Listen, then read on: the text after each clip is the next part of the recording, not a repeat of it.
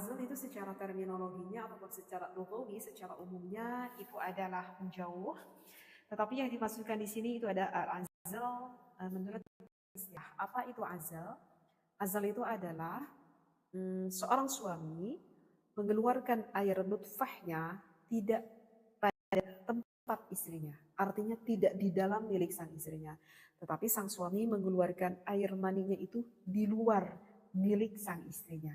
Menurut pandangan fikih itu hukumnya bagaimana? Apakah diperbolehkankah? Apakah diharamkankah? Apakah dimakruhkankah? Gitu ya. Karena aku khawatir ini diharamkan misalkan. Nah, maka kali ini saya insya Allah akan membahas azal tersebut. Sebetulnya di dalam pembahasan azal itu adalah ikhtilafiyah. Artinya ikhtilafiyah itu adalah perbedaan pendapat ulama. Hukum yang pertama, azal itu menghukuminya adalah jawaz. Artinya jawaz adalah diperbolehkan. Bahkan diperbolehkannya itu secara mutlak. Artinya diperbolehkan secara mutlak adalah bagi seorang suami melakukan azal tersebut, apakah sang istrinya ridho ataupun tidak ridho. Ya. Dan apakah sebelumnya sang istri ini tidak mengetahuinya sama sekali, tahu-tahu sang suami melakukan hal itu di luar. Ataupun sebelumnya sang suami, maksud saya sang istri mengetahuinya. Itu diperbolehkan secara mutlak. Apa yang menjadikan landasan ataupun dalil hukumnya diperbolehkan azal ini? Itu dikarenakan ada hadis dari baginda Nabi Muhammad SAW. Hadis ini yang disampaikan dari Jabir bin Abdullah. Kunna na'zilu wal Qur'anu yanzilu. Kami dulu itu pernah melakukan azal pada saat baginda Nabi Muhammad SAW dan turunlah ayat Al-Quran. Kemudian ada hadis yang kedua. Hadis ini diriwayatkan oleh Imam Muslim. Hadis ini mengatakan kunna na'zilu ala ahdi Rasulillah sallallahu alaihi wasallam faballagha dzalika Nabiyullah sallallahu alaihi wasallam falam yanhana. Jadi dalam hadis ini dikatakan kami dahulu tuh pernah melakukan azal. Dan ketika kami melakukan azal, berita ini sampai terdengar kepada telinganya baginda Nabi Muhammad SAW. Dan Nabi Muhammad tidak melarang kepada kami yang telah melakukan azal tersebut. Dan ini ada yang menjadikan landasan ataupun referensinya kenapa menghukumi jawaz boleh secara mutlak gitu. Karena memang pada alasannya kenapa jawaz secara mutlak, karena hak seorang istri itu adalah disenangkan kan oleh sang suaminya. Biasanya sang istri senang ketika melakukan berhubungan biologis dengan istrinya itu adalah ketika sang istri sudah mencapai inzal. Artinya inzal adalah mengeluarkan air nutfah milik sang istrinya. Kalau sang istri sudah mengeluarkan air nutfahnya, ya tentu sang istri sudah mendapatkan kesenangan tersebut. Itulah menjadikan alasan kenapa hukumnya jawaz, diperbolehkan. Yang penting pokoknya sang suami sudah menyenangkan dulu deh istrinya. Maksudnya adalah seperti itu. Begitu ya. Itu adalah yang menjadikan alasan. Tetapi meskipun sunnahnya, ini sunnahnya, jika sang suami mau melakukan azal tersebut, sunnahnya bagi sang suami itu harus meminta izin dulu kepada istrinya. Itu sunnahnya seperti itu ya. Nah itu adalah untuk hukum yang pertama. Untuk hukum yang kedua itu adalah diperbolehkan, tetapi boleh di sini itu ada syaratnya, dengan syarat. Syaratnya apa? Syaratnya itu dikarenakan ada hajat. Artinya hajat itu ada kebutuhan, begitu ya. Ada kebutuhan. Namun jika tidak ada hajat, tidak ada kebutuhan, maka itu hukumnya bisa berubah menjadi makruh. Seperti itu ya. Jadi sekali lagi yang kedua itu adalah sebagian ulama berpendapat jawaz disyartin. Boleh tetapi ada syaratnya dikarenakan ada suatu kebutuhan.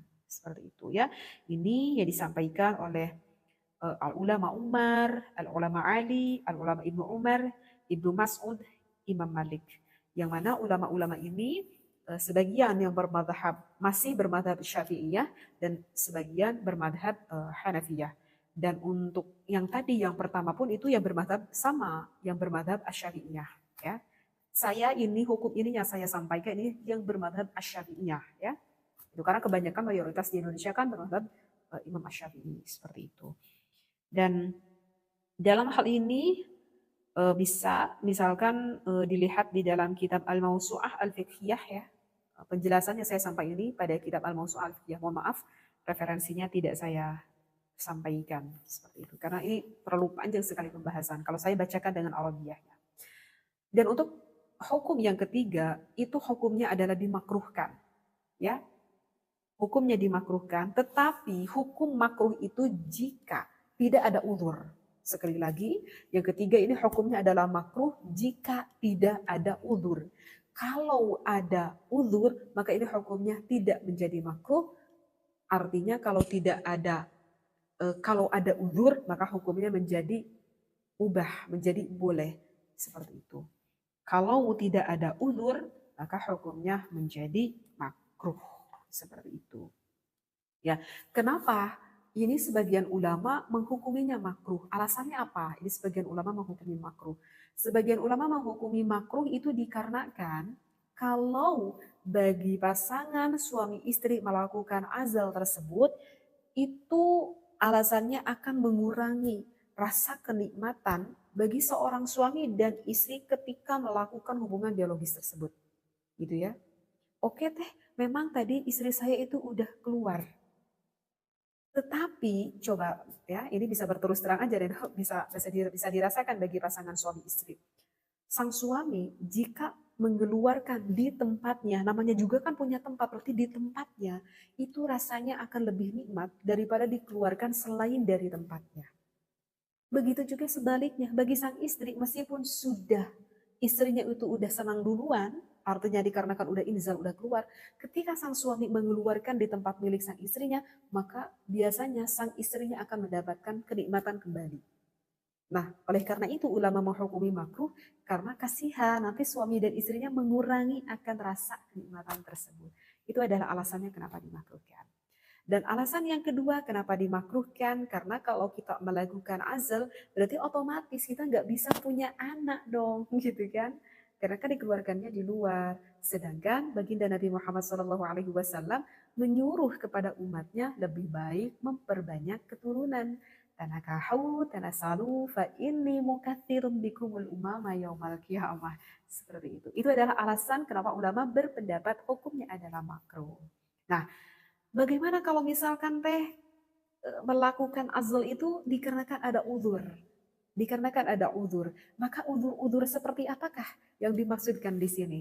Baik, uzur yang pertama di sini dikatakan dalam kitab ini adalah jika misalkan bagi pasangan suami istri tersebut kenapa melakukan azal ini dikarenakan pada saat ini aku berada di lingkungan non-muslim gitu ya. Misalkan sekarang aku berada di daerah yang mana semua tetanggaku itu non muslim. Sedangkan keluargaku di sini sendiri yang muslim. Misalkan aku tuh sebelumnya udah punya anak, misalkan 2. Dan anak-anakku sekarang udah pada besar. Kemungkinan keimanannya kuat, karena udah aku ajarkan. Gitu ya. Karena sebelumnya aku tinggal di daerah muslim. Karena ada suatu pekerjaan sehingga aku harus tinggal di sini. Dan sekarang aku tinggal di daerah non-muslim, misalkan. Jadi aku khawatir sekali kalau sekarang aku mengandung lagi, aku punya anak lagi, aku khawatir. Khawatirnya aku tidak bisa menerapkan keimanan yang kuat kepada anakku. Karena nanti anakku akan berkecimpung dengan teman-teman yang non-muslim. Nah, sehingga begitu khawatir sekali bagi suami dan istrinya kalau punya anak lagi itu khawatir sekali. Nah, itu yang dimaksudkan uzur yang pertama. Sehingga hukumnya diperbolehkan melakukan azal tersebut. Yang kedua adalah seorang perempuan hamda sahaya takut pengaruh perbudakan. Untuk yang kedua mungkin sekarang sudah tidak ada sehingga tidak perlu aku terangkan. Dan yang ketiga alasan uzur tersebut bagi seorang istri, misalkan seorang istri itu yang punya penyakit gitu. Kata dokter itu Bu, wayahna ibu tuh nggak boleh lagi punya anak. Karena kalau ibu punya anak lagi, kemungkinan penyakit yang sekarang ibu derita takut tertular ke jabang bayi yang ada di dalam rahim. Jadi lebih baik ibu nggak perlu hamil lagi. Sedangkan si ibu ini mau melakukan KB apapun itu nggak cocok. Udah pakai pil suntik, istilahnya KB apapun udah nggak cocok. Nggak ada lagi cara lain keluar kecuali melakukan azal ini. Nah, maka itu hukumnya tidak apa-apa, menjadi diperbolehkan. Untuk uzur yang keempat, itu adalah misalkan contohnya adalah seorang ibu, anak tuh masih kecil banget, masih menyusui. Ya, ini seorang ibu yang masih menyusui. Aku belum mau punya anak. Kenapa? Karena kalau aku mau punya anak, aku masih menyusui gitu. Karena kalau sekarang aku punya anak lagi, aku khawatir nanti gizinya akan mengurang gitu. Seperti karena kan kalau misalkan kita mengandung sedangkan kita lagi menyusui, maka kata bidan itu harus diberhentikan kita menyusuinya. Karena khawatir nanti bayi yang ada di dalam kandungan tersebut kurang gizinya gitu. Dan kebetulan sekali hal itu pun kejadian gitu, pernah kejadian sama saya dari anak kedua, ketiga itu kayak anak kembar karena jaraknya itu saking saking deket banget gitu. Saya masih menyusui anak saya baru 5 bulan, ternyata saya sudah mengandung lagi karena memang aku tidak di KB seperti itu. Dan memang betul apa yang disampaikan oleh bidan, katanya aku harus berhenti menyusui anakku yang kedua. Karena kalau aku meneruskan menyusui nanti khawatir anakku yang ketiga dalam kandungan ini kurang gizinya seperti itu. Oh, sedih sekali aku harus menghentikan menyusui anak yang kedua itu ya, diganti sama jadi anak sapi ya. Jadi pakai susu formula seperti itu. Nah, maka itu tidak apa-apa jika merasa ibu khawatir, merasa kasihan, maka tidak apa-apa melakukan azal tersebut. Dan untuk uzur yang kelima itu adalah misalkan dikhawatirkan karena pada zaman sekarang itu semakin hari zaman ini, waduh semakin rusak, maksiat sudah di mana-mana, bahkan orang melakukan maksiat sekarang sudah tidak malu-malu, sudah tidak ditutupi lagi. Aku khawatir sekali semakin banyak anak tidak bisa apa ya menerapkan anakku secara Islami karena zamannya sudah semakin mengkhawatirkan. Nah, itu juga bisa menjadikan salah satu alasannya. Nah, itu adalah kelima uzur yang mana hukumnya bisa saja tidak menjadi makruh dikarenakan ada keuzuran tersebut. Ya, mungkin akan sedikit saya tambahi, dikarenakan ini menerangkan azal ini sebetulnya berhubungan akan hukumnya KB ataupun hukum membatasi keturunan. Sehingga teh hukum membatasi keturunan itu gimana? Hukum KB itu gimana gitu? Katanya sih KB mah kata kata ajengan di sini mah katanya nggak boleh gitu teh. Katanya haram misalkan. Itu benar gak? Bagaimana nih? Nah, maka itu kalau misalkan kita sebagai pasangan suami istri niat kita melakukan KB, keluarga berencana cukup anak dua gitu ya. Itu kan slogan pemerintah seperti itu ya. Kalau misalkan kita niat melakukan KB tersebut niatnya karena kita itu khawatir, takut tidak bisa memberi anak kita makan, takut keluarga kita kalau banyak anak menjadi miskin, ya, takut kalau kita banyak anak menjadi sempit rizki, ada niat, kerentanan dalam hati kita. Maka ketika kita melakukan KB tersebut, menurut pendapat ulama, hukumnya adalah diharamkan. Jadi bukan KB-nya, ini nih, niat di dalam hati kita, ketauhidan kita kepada Allah yang menjadikan haramnya. Bukan menggunakan KB-nya itu tersebut. Paham ke di sini ya? Kenapa diharamkan? Karena kita telah bersuudzon kepada Allah. Karena kita telah bersuudzon, kita telah berburuk sangka kepada Allah. Memang rezeki Allah itu terbatas, memang rezeki Allah itu tidak terbatas. Jika kalau niatnya kita karena itu adalah haram. Karena Allah Ta'ala telah berfirman, A'udzubillahi minasyaitonirrajim, ولا تقتلوا أولادكم خشية إملاق نحن نرزقهم وإياكم إن قتلهم كان خطأ كبيرا. Wallahu a'lam bil muradih. Artinya adalah janganlah kamu membunuh anak-anakmu karena takut miskin. Kata Allah, kamilah yang akan memberi rizki kepada mereka dan juga kepadamu. Sesungguhnya membunuh mereka adalah suatu dosa yang besar.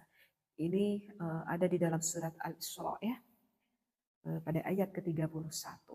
Sehingga ya kuatkan keimanan kita kepada Allah. Nah, itu adalah yang pertama yang hukumnya diharamkan. Jadi bukan KB-nya, niat kitanya gitu. Dan yang kedua itu hukum KB kalau misalkan kita menggunakan KB yang mana sifatnya sementara, misalkan dipel gitu ya, disuntik atau di steril atau KB apalah, saya kurang paham semuanya perKB-an gitu. Maka itu hukumnya adalah ya sama seperti hukum azal. Seperti yang udah tadi saya terangkan, hukum azal terbagi menjadi 3. Yaitu kan azal tersebut kan biasanya orang melakukan itu dikarenakan untuk mencegah agar tidak terjadinya anak seperti itu. Itu yang sifatnya sementara. Dan yang ketiga, kalau misalkan kita melakukan KB tersebut, misalkan KB tersebut itu sifatnya permanen. Permanen sehingga tidak punya lagi anak permanen. Misalkan seperti apa ya? Misalkan seperti seorang istri yang diangkat rahimnya misalkan, na'udzubillah ya, sengaja ini diangkat rahimnya. Karena saking nggak pengen punya anak lagi. Maka itu hukumnya adalah diharamkan juga. Ya, itu diharamkan. Seperti itu. Kecuali kalau madorot. Artinya madorot ya kata dokter ini rahim seorang ibu itu harus diangkat. Karena kalau nggak segera diangkat nanti khawatir akan menimbulkan suatu penyakit ataupun kemadorotan yang lebih besar misalkan. Ya, gak tahu lah alasannya apa nih kata dokter misalkan harus segera diangkat rahimnya. Maka itu tidak haram. Karena itu ada suatu kebutuhan atau bisa menjadikan hal yang lebih madorot. Seperti itu ya. Jadi sekali lagi yang ketiga yang dihukumi haram itu adalah yang sifatnya permanen.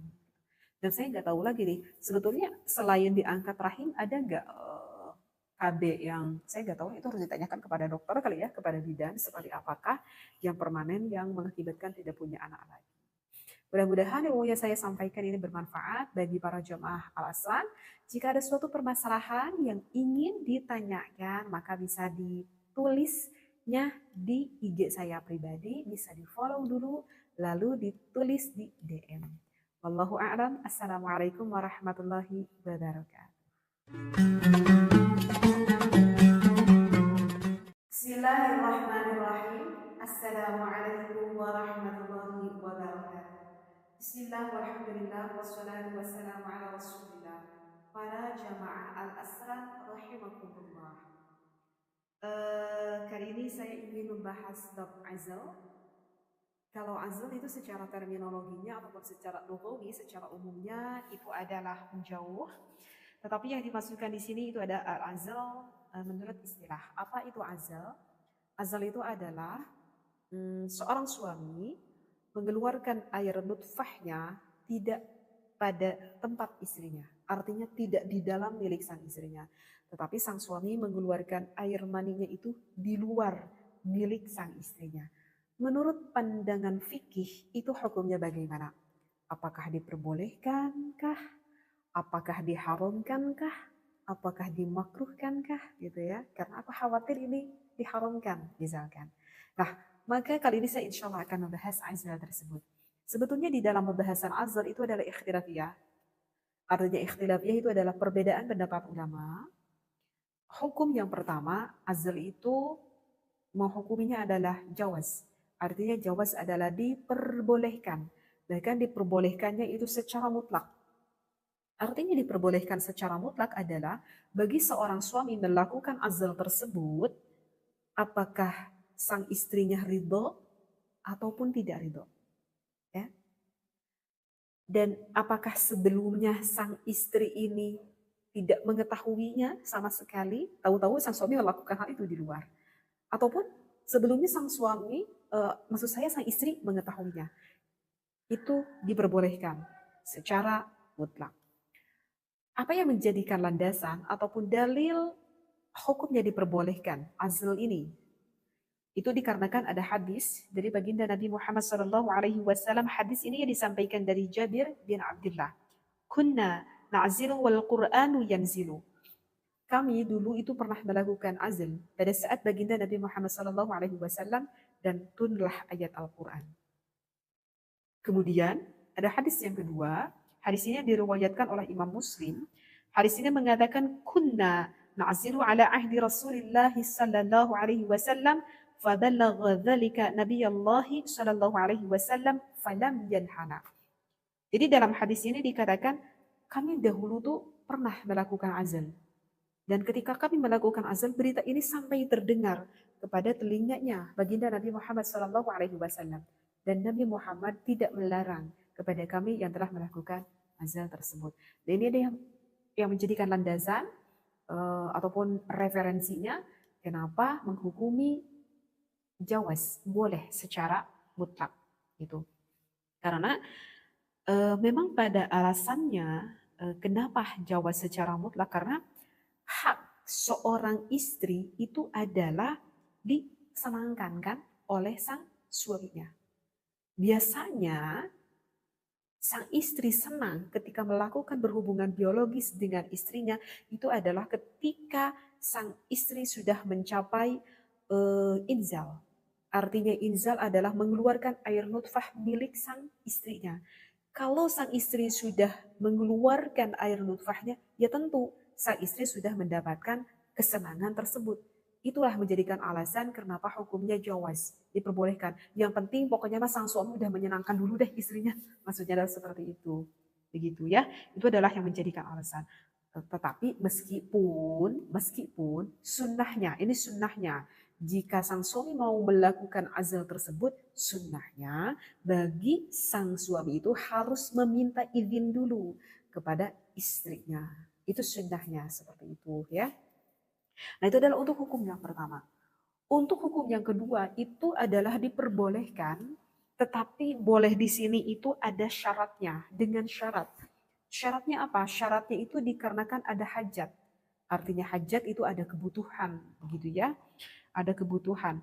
Namun jika tidak ada hajat, tidak ada kebutuhan, maka itu hukumnya bisa berubah menjadi makruh. Seperti itu ya.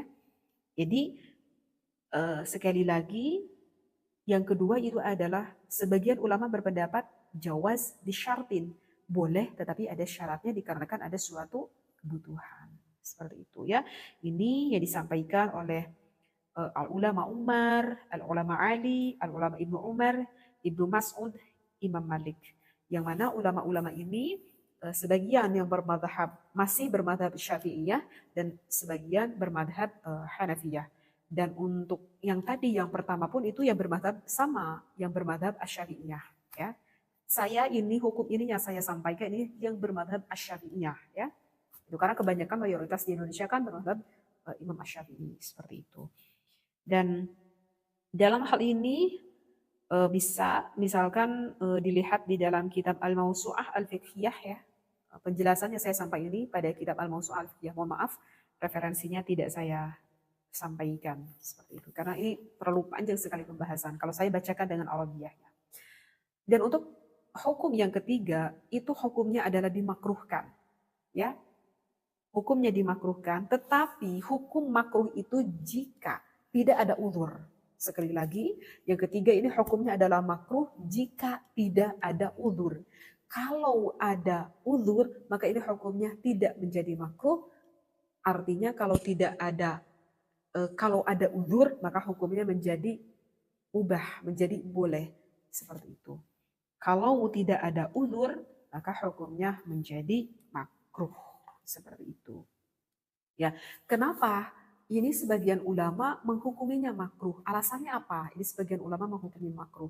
Sebagian ulama menghukumi makruh itu dikarenakan kalau bagi pasangan suami istri melakukan azal tersebut, itu alasannya akan mengurangi rasa kenikmatan bagi seorang suami dan istri ketika melakukan hubungan biologis tersebut. Gitu ya. Oke teh, memang tadi istri saya itu udah keluar. Tetapi coba ya, ini bisa berterus terang aja dan bisa dirasakan bagi pasangan suami istri. Sang suami jika mengeluarkan di tempatnya, namanya juga kan punya tempat, berarti di tempatnya, itu rasanya akan lebih nikmat daripada dikeluarkan selain dari tempatnya. Begitu juga sebaliknya, bagi sang istri, meskipun sudah istrinya itu udah senang duluan, artinya dikarenakan udah inzal, udah keluar, ketika sang suami mengeluarkan di tempat milik sang istrinya, maka biasanya sang istrinya akan mendapatkan kenikmatan kembali. Nah, oleh karena itu ulama menghukumi makruh karena kasihan nanti suami dan istrinya mengurangi akan rasa kenikmatan tersebut. Itu adalah alasannya kenapa dimakruhkan. Dan alasan yang kedua kenapa dimakruhkan, karena kalau kita melakukan azal, berarti otomatis kita nggak bisa punya anak dong, gitu kan? Karena kan dikeluarkannya di luar. Sedangkan baginda Nabi Muhammad SAW menyuruh kepada umatnya lebih baik memperbanyak keturunan.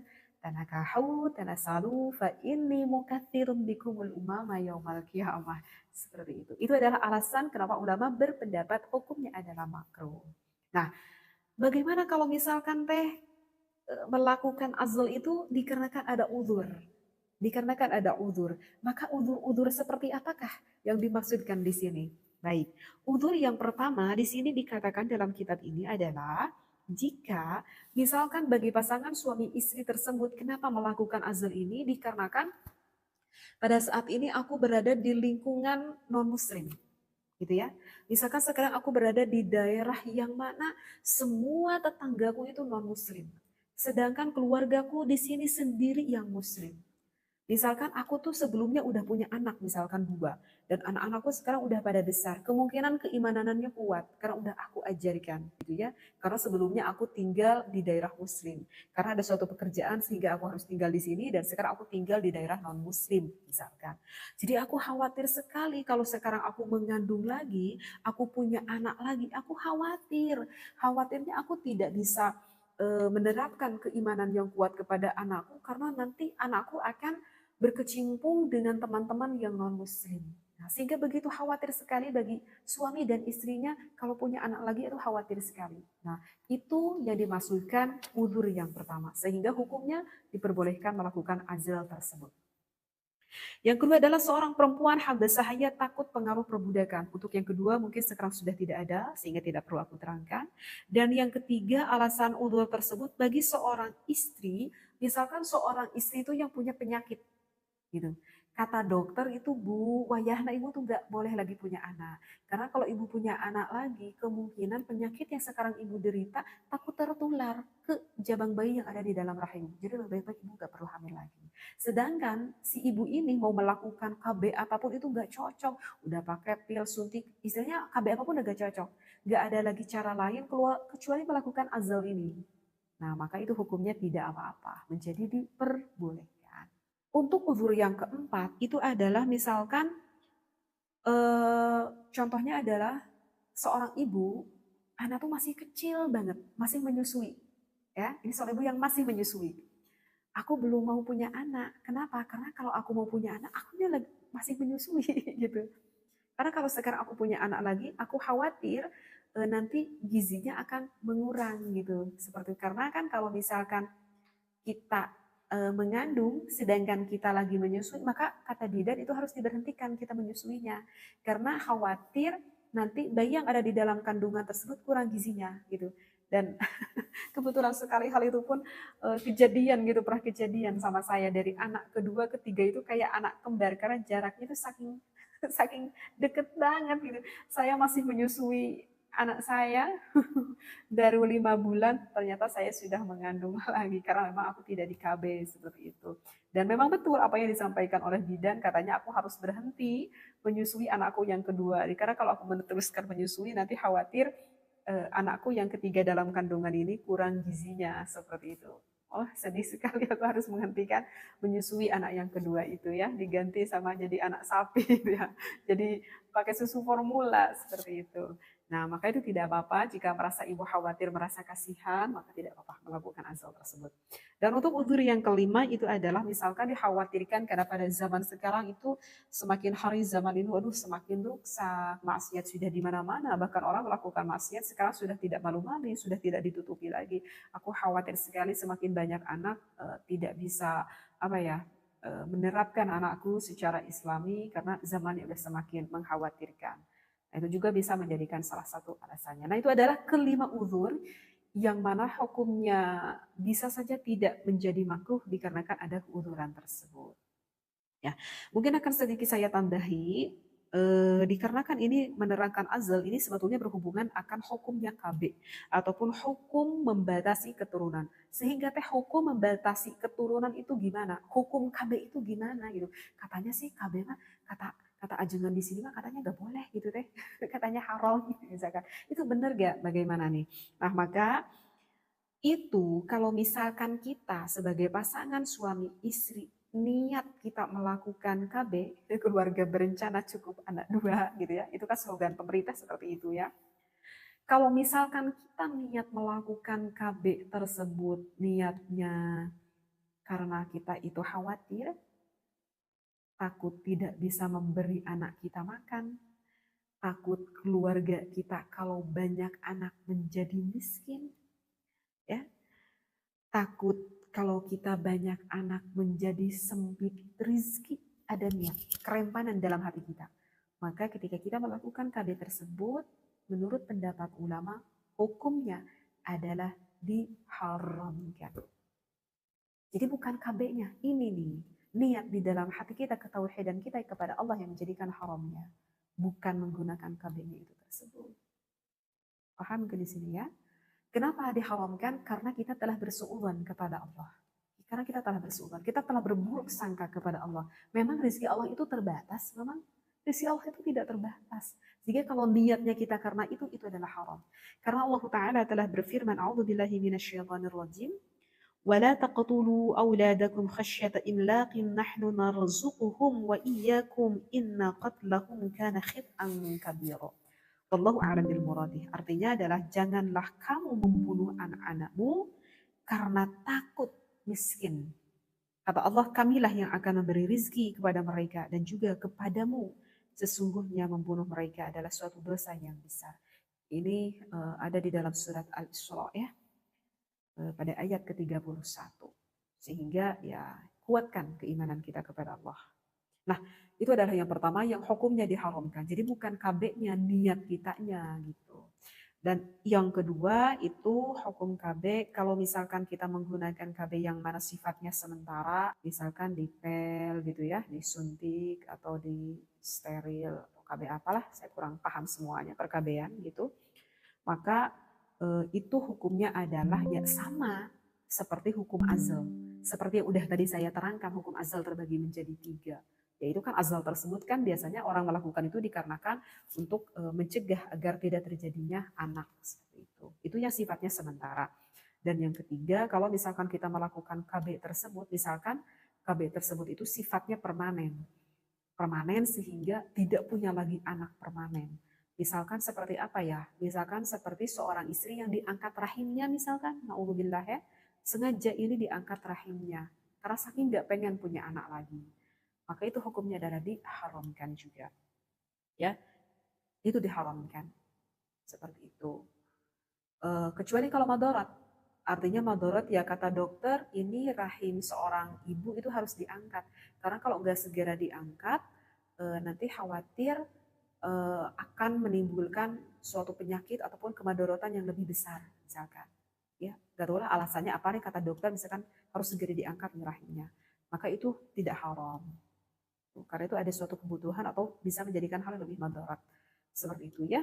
Jadi sekali lagi yang ketiga yang dihukumi haram itu adalah yang sifatnya permanen dan saya nggak tahu lagi nih sebetulnya selain diangkat rahim ada nggak KB yang saya nggak tahu itu harus ditanyakan kepada dokter kali ya, kepada bidan seperti apakah yang permanen yang mengakibatkan tidak punya anak lagi. Mudah-mudahan ilmu yang saya sampaikan ini bermanfaat bagi para jemaah Al-Aslan. Jika ada suatu permasalahan yang ingin ditanyakan, maka bisa ditulisnya di IG saya pribadi, bisa di-follow dulu, lalu ditulis di DM. Wallahu a'lam. Assalamualaikum warahmatullahi wabarakatuh. Bismillahirrahmanirrahim. Assalamualaikum warahmatullahi wabarakatuh. Bismillah walhamdulillah wassalatu wassalamu ala rasulillah. Para jamaah al-asran rahimakumullah. Kali ini saya ingin membahas bab azal. Kalau azal itu secara terminologinya ataupun secara lughawi, secara umumnya itu adalah menjauh. Tetapi yang dimaksudkan di sini itu ada al-azal menurut istilah. Apa itu azal? Azal itu adalah seorang suami mengeluarkan air nutfahnya tidak pada tempat istrinya. Artinya tidak di dalam milik sang istrinya. Tetapi sang suami mengeluarkan air maninya itu di luar milik sang istrinya. Menurut pandangan fikih itu hukumnya bagaimana? Apakah diperbolehkankah? Apakah diharamkankah? Apakah dimakruhkankah? Gitu ya. Karena aku khawatir ini diharamkan misalkan. Nah, maka kali ini saya insya Allah akan membahas azal tersebut. Sebetulnya di dalam pembahasan azal itu adalah ikhtilafiyah. Artinya ikhtilafiyah itu adalah perbedaan pendapat ulama. Hukum yang pertama, azal itu menghukuminya adalah jawaz. Artinya jawaz adalah diperbolehkan. Bahkan diperbolehkannya itu secara mutlak. Artinya diperbolehkan secara mutlak adalah bagi seorang suami melakukan azal tersebut, apakah sang istrinya ridho ataupun tidak ridho. Ya. Dan apakah sebelumnya sang istri ini tidak mengetahuinya sama sekali, tahu-tahu sang suami melakukan hal itu di luar. Ataupun sebelumnya sang suami, maksud saya sang istri mengetahuinya. Itu diperbolehkan secara mutlak. Apa yang menjadikan landasan ataupun dalil hukumnya diperbolehkan azl ini? Itu dikarenakan ada hadis dari baginda Nabi Muhammad SAW. Hadis ini yang disampaikan dari Jabir bin Abdullah. Kunna na'zilu wal Qur'anu yanzilu. Kami dulu itu pernah melakukan azl pada saat baginda Nabi Muhammad SAW dan turunlah ayat Al-Quran. Kemudian ada hadis yang kedua. Hadis ini diriwayatkan oleh Imam Muslim. Hadis ini mengatakan kunna na'zilu ala ahdi Rasulillah sallallahu alaihi wasallam faballagha dzalika Nabiyullah sallallahu alaihi wasallam falam yanhana. Jadi dalam hadis ini dikatakan kami dahulu tuh pernah melakukan azal. Dan ketika kami melakukan azal, berita ini sampai terdengar kepada telinganya baginda Nabi Muhammad sallallahu alaihi wasallam. Dan Nabi Muhammad tidak melarang kepada kami yang telah melakukan azal tersebut. Dan ini ada yang menjadikan landasan ataupun referensinya kenapa menghukumi jawaz boleh secara mutlak itu. Karena memang pada alasannya kenapa jawaz secara mutlak, karena hak seorang istri itu adalah disenangkan kan oleh sang suaminya. Biasanya sang istri senang ketika melakukan berhubungan biologis dengan istrinya itu adalah ketika sang istri sudah mencapai inzal. Artinya inzal adalah mengeluarkan air nutfah milik sang istrinya. Kalau sang istri sudah mengeluarkan air nutfahnya, ya tentu sang istri sudah mendapatkan kesenangan tersebut. Itulah menjadikan alasan kenapa hukumnya jawaz, diperbolehkan. Yang penting pokoknya mas sang suami udah menyenangkan dulu deh istrinya. Maksudnya adalah seperti itu. Begitu ya. Itu adalah yang menjadikan alasan. Tetapi meskipun sunnahnya, ini sunnahnya. Jika sang suami mau melakukan azal tersebut, sunnahnya bagi sang suami itu harus meminta izin dulu kepada istrinya. Itu sunnahnya seperti itu ya. Nah itu adalah untuk hukum yang pertama. Untuk hukum yang kedua itu adalah diperbolehkan, tetapi boleh di sini itu ada syaratnya, dengan syarat. Syaratnya apa? Syaratnya itu dikarenakan ada hajat. Artinya hajat itu ada kebutuhan, begitu ya. Ada kebutuhan. Namun jika tidak ada hajat, tidak ada kebutuhan, maka itu hukumnya bisa berubah menjadi makruh. Seperti itu ya.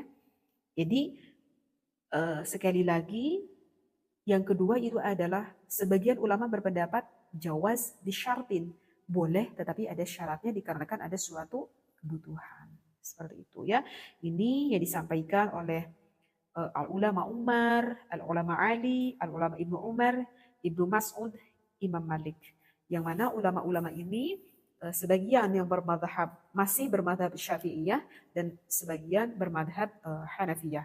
Dan untuk yang tadi yang pertama pun itu yang bermadhab sama, yang bermadhab Asy-Syafi'iyah ya. Saya ini hukum ini yang saya sampaikan ini yang bermadhab Asy-Syafi'iyah ya. Itu karena kebanyakan mayoritas di Indonesia kan bermadhab Imam Asy-Syafi'i seperti itu. Dan dalam hal ini bisa misalkan dilihat di dalam kitab Al-Mawsu'ah Al-Fiqhiyah ya. Penjelasannya saya sampaikan ini pada kitab Al-Mawsu'ah Al-Fiqhiyah. Mohon maaf referensinya tidak saya sampaikan seperti itu. Karena ini terlalu panjang sekali pembahasan kalau saya bacakan dengan Arabiyahnya. Dan untuk hukum yang ketiga itu hukumnya adalah dimakruhkan. Ya. Hukumnya dimakruhkan, tetapi hukum makruh itu jika tidak ada uzur. Sekali lagi, yang ketiga ini hukumnya adalah makruh jika tidak ada uzur. Kalau ada uzur, maka ini hukumnya tidak menjadi makruh. Artinya kalau tidak ada kalau ada uzur, maka hukumnya menjadi ubah, menjadi boleh. Seperti itu. Kalau tidak ada uzur, maka hukumnya menjadi makruh. Seperti itu. Ya, kenapa? Ini sebagian ulama menghukuminya makruh. Alasannya apa? Ini sebagian ulama menghukumi makruh. Sebagian ulama menghukumi makruh itu dikarenakan kalau bagi pasangan suami istri melakukan azal tersebut, itu alasannya akan mengurangi rasa kenikmatan bagi seorang suami dan istri ketika melakukan hubungan biologis tersebut. Gitu ya. Oke teh, memang tadi istri saya itu udah keluar. Tetapi coba ya, ini bisa berterus terang aja dan bisa dirasakan bagi pasangan suami istri. Sang suami jika mengeluarkan di tempatnya, namanya juga kan punya tempat, berarti di tempatnya itu rasanya akan lebih nikmat daripada dikeluarkan selain dari tempatnya. Begitu juga sebaliknya bagi sang istri, meskipun sudah istrinya itu udah senang duluan, artinya dikarenakan udah inzal, udah keluar, ketika sang suami mengeluarkan di tempat milik sang istrinya, maka biasanya sang istrinya akan mendapatkan kenikmatan kembali. Nah, oleh karena itu ulama menghukumi makruh karena kasihan nanti suami dan istrinya mengurangi akan rasa kenikmatan tersebut. Itu adalah alasannya kenapa dimakruhkan. Dan alasan yang kedua kenapa dimakruhkan, karena kalau kita melakukan azal, berarti otomatis kita nggak bisa punya anak dong, gitu kan? Karena kan dikeluarkannya di luar. Sedangkan baginda Nabi Muhammad SAW menyuruh kepada umatnya lebih baik memperbanyak keturunan. Tanakahu, tanasalu, fa inni mukathirun bikumul umama yaumal qiyamah. Seperti itu. Itu adalah alasan kenapa ulama berpendapat hukumnya adalah makruh. Nah, bagaimana kalau misalkan teh melakukan azal itu dikarenakan ada uzur? Dikarenakan ada uzur. Maka uzur-uzur seperti apakah yang dimaksudkan di sini? Baik, uzur yang pertama di sini dikatakan dalam kitab ini adalah jika misalkan bagi pasangan suami istri tersebut kenapa melakukan azal ini dikarenakan pada saat ini aku berada di lingkungan non-muslim gitu ya. Misalkan sekarang aku berada di daerah yang mana semua tetanggaku itu non-muslim. Sedangkan keluargaku di sini sendiri yang muslim. Misalkan aku tuh sebelumnya udah punya anak, misalkan 2. Dan anak-anakku sekarang udah pada besar. Kemungkinan keimanannya kuat karena udah aku ajarkan gitu ya. Karena sebelumnya aku tinggal di daerah muslim. Karena ada suatu pekerjaan sehingga aku harus tinggal di sini dan sekarang aku tinggal di daerah non-muslim misalkan. Jadi aku khawatir sekali kalau sekarang aku mengandung lagi, aku punya anak lagi, aku khawatir. Khawatirnya aku tidak bisa menerapkan keimanan yang kuat kepada anakku karena nanti anakku akan berkecimpung dengan teman-teman yang non-muslim. Nah, sehingga begitu khawatir sekali bagi suami dan istrinya kalau punya anak lagi itu khawatir sekali. Nah, itu yang dimaksudkan uzur yang pertama. Sehingga hukumnya diperbolehkan melakukan azal tersebut. Yang kedua adalah seorang perempuan hamda sahaya takut pengaruh perbudakan. Untuk yang kedua mungkin sekarang sudah tidak ada sehingga tidak perlu aku terangkan. Dan yang ketiga alasan uzur tersebut bagi seorang istri, misalkan seorang istri itu yang punya penyakit gitu. Kata dokter itu Bu, wayahna ibu tuh nggak boleh lagi punya anak. Karena kalau ibu punya anak lagi, kemungkinan penyakit yang sekarang ibu derita takut tertular ke jabang bayi yang ada di dalam rahim. Jadi lebih baik ibu nggak perlu hamil lagi. Sedangkan si ibu ini mau melakukan KB apapun itu nggak cocok. Udah pakai pil suntik, istilahnya KB apapun udah nggak cocok. Nggak ada lagi cara lain kecuali melakukan azal ini. Nah maka itu hukumnya tidak apa-apa, menjadi diperbolehkan. Untuk uzur yang keempat itu adalah misalkan contohnya adalah seorang ibu, anak tuh masih kecil banget, masih menyusui. Ya, ini seorang ibu yang masih menyusui. Aku belum mau punya anak. Kenapa? Karena kalau aku mau punya anak, aku masih menyusui gitu. Karena kalau sekarang aku punya anak lagi, aku khawatir nanti gizinya akan mengurang gitu. Seperti karena kan kalau misalkan kita mengandung sedangkan kita lagi menyusui, maka kata bidan itu harus diberhentikan kita menyusuinya. Karena khawatir nanti bayi yang ada di dalam kandungan tersebut kurang gizinya gitu. Dan kebetulan sekali hal itu pun kejadian gitu, pernah kejadian sama saya dari anak kedua, ketiga itu kayak anak kembar karena jaraknya itu saking saking deket banget gitu. Saya masih menyusui anak saya baru 5 bulan, ternyata saya sudah mengandung lagi karena memang aku tidak di KB seperti itu. Dan memang betul apa yang disampaikan oleh bidan, katanya aku harus berhenti menyusui anakku yang kedua. Karena kalau aku meneruskan menyusui nanti khawatir anakku yang ketiga dalam kandungan ini kurang gizinya seperti itu. Oh, sedih sekali aku harus menghentikan menyusui anak yang kedua itu ya, diganti sama jadi anak sapi gitu ya. Jadi pakai susu formula seperti itu. Nah, maka itu tidak apa-apa jika merasa ibu khawatir, merasa kasihan, maka tidak apa-apa melakukan azal tersebut. Dan untuk uzur yang kelima itu adalah misalkan dikhawatirkan karena pada zaman sekarang itu semakin hari zaman ini, waduh semakin rusak, maksiat sudah di mana-mana, bahkan orang melakukan maksiat sekarang sudah tidak malu-malu, sudah tidak ditutupi lagi.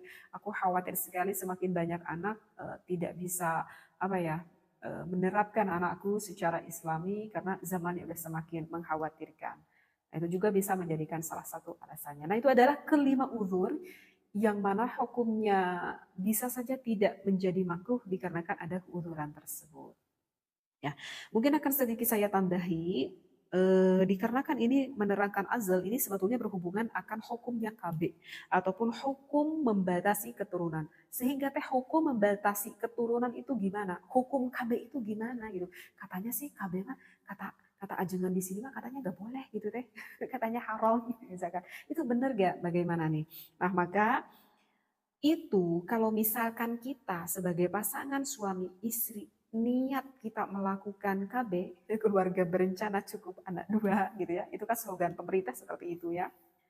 Kalau misalkan kita niat melakukan KB tersebut niatnya karena kita itu khawatir, takut tidak bisa memberi anak kita makan, takut keluarga kita kalau banyak anak menjadi miskin, ya, takut kalau kita banyak anak menjadi sempit rizki, ada niat, keremanan dalam hati kita.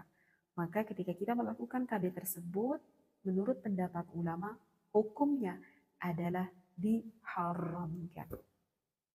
Jadi bukan KB-nya, ini nih, niat di dalam hati kita, ketauhidan kita kepada Allah yang menjadikan haramnya. Bukan menggunakan KB-nya itu tersebut. Paham ke di sini ya? Kenapa diharamkan? Karena kita telah bersuudzon kepada Allah.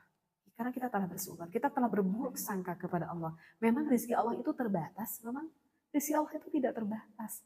Jika kalau niatnya kita karena itu adalah haram. Karena Allah Ta'ala telah berfirman, A'udzubillahi minasyaitonirrajim, ولا تقتلوا أولادكم خشية إملاق نحن نرزقهم وإياكم إن قتلهم كان خطأ كبيرا.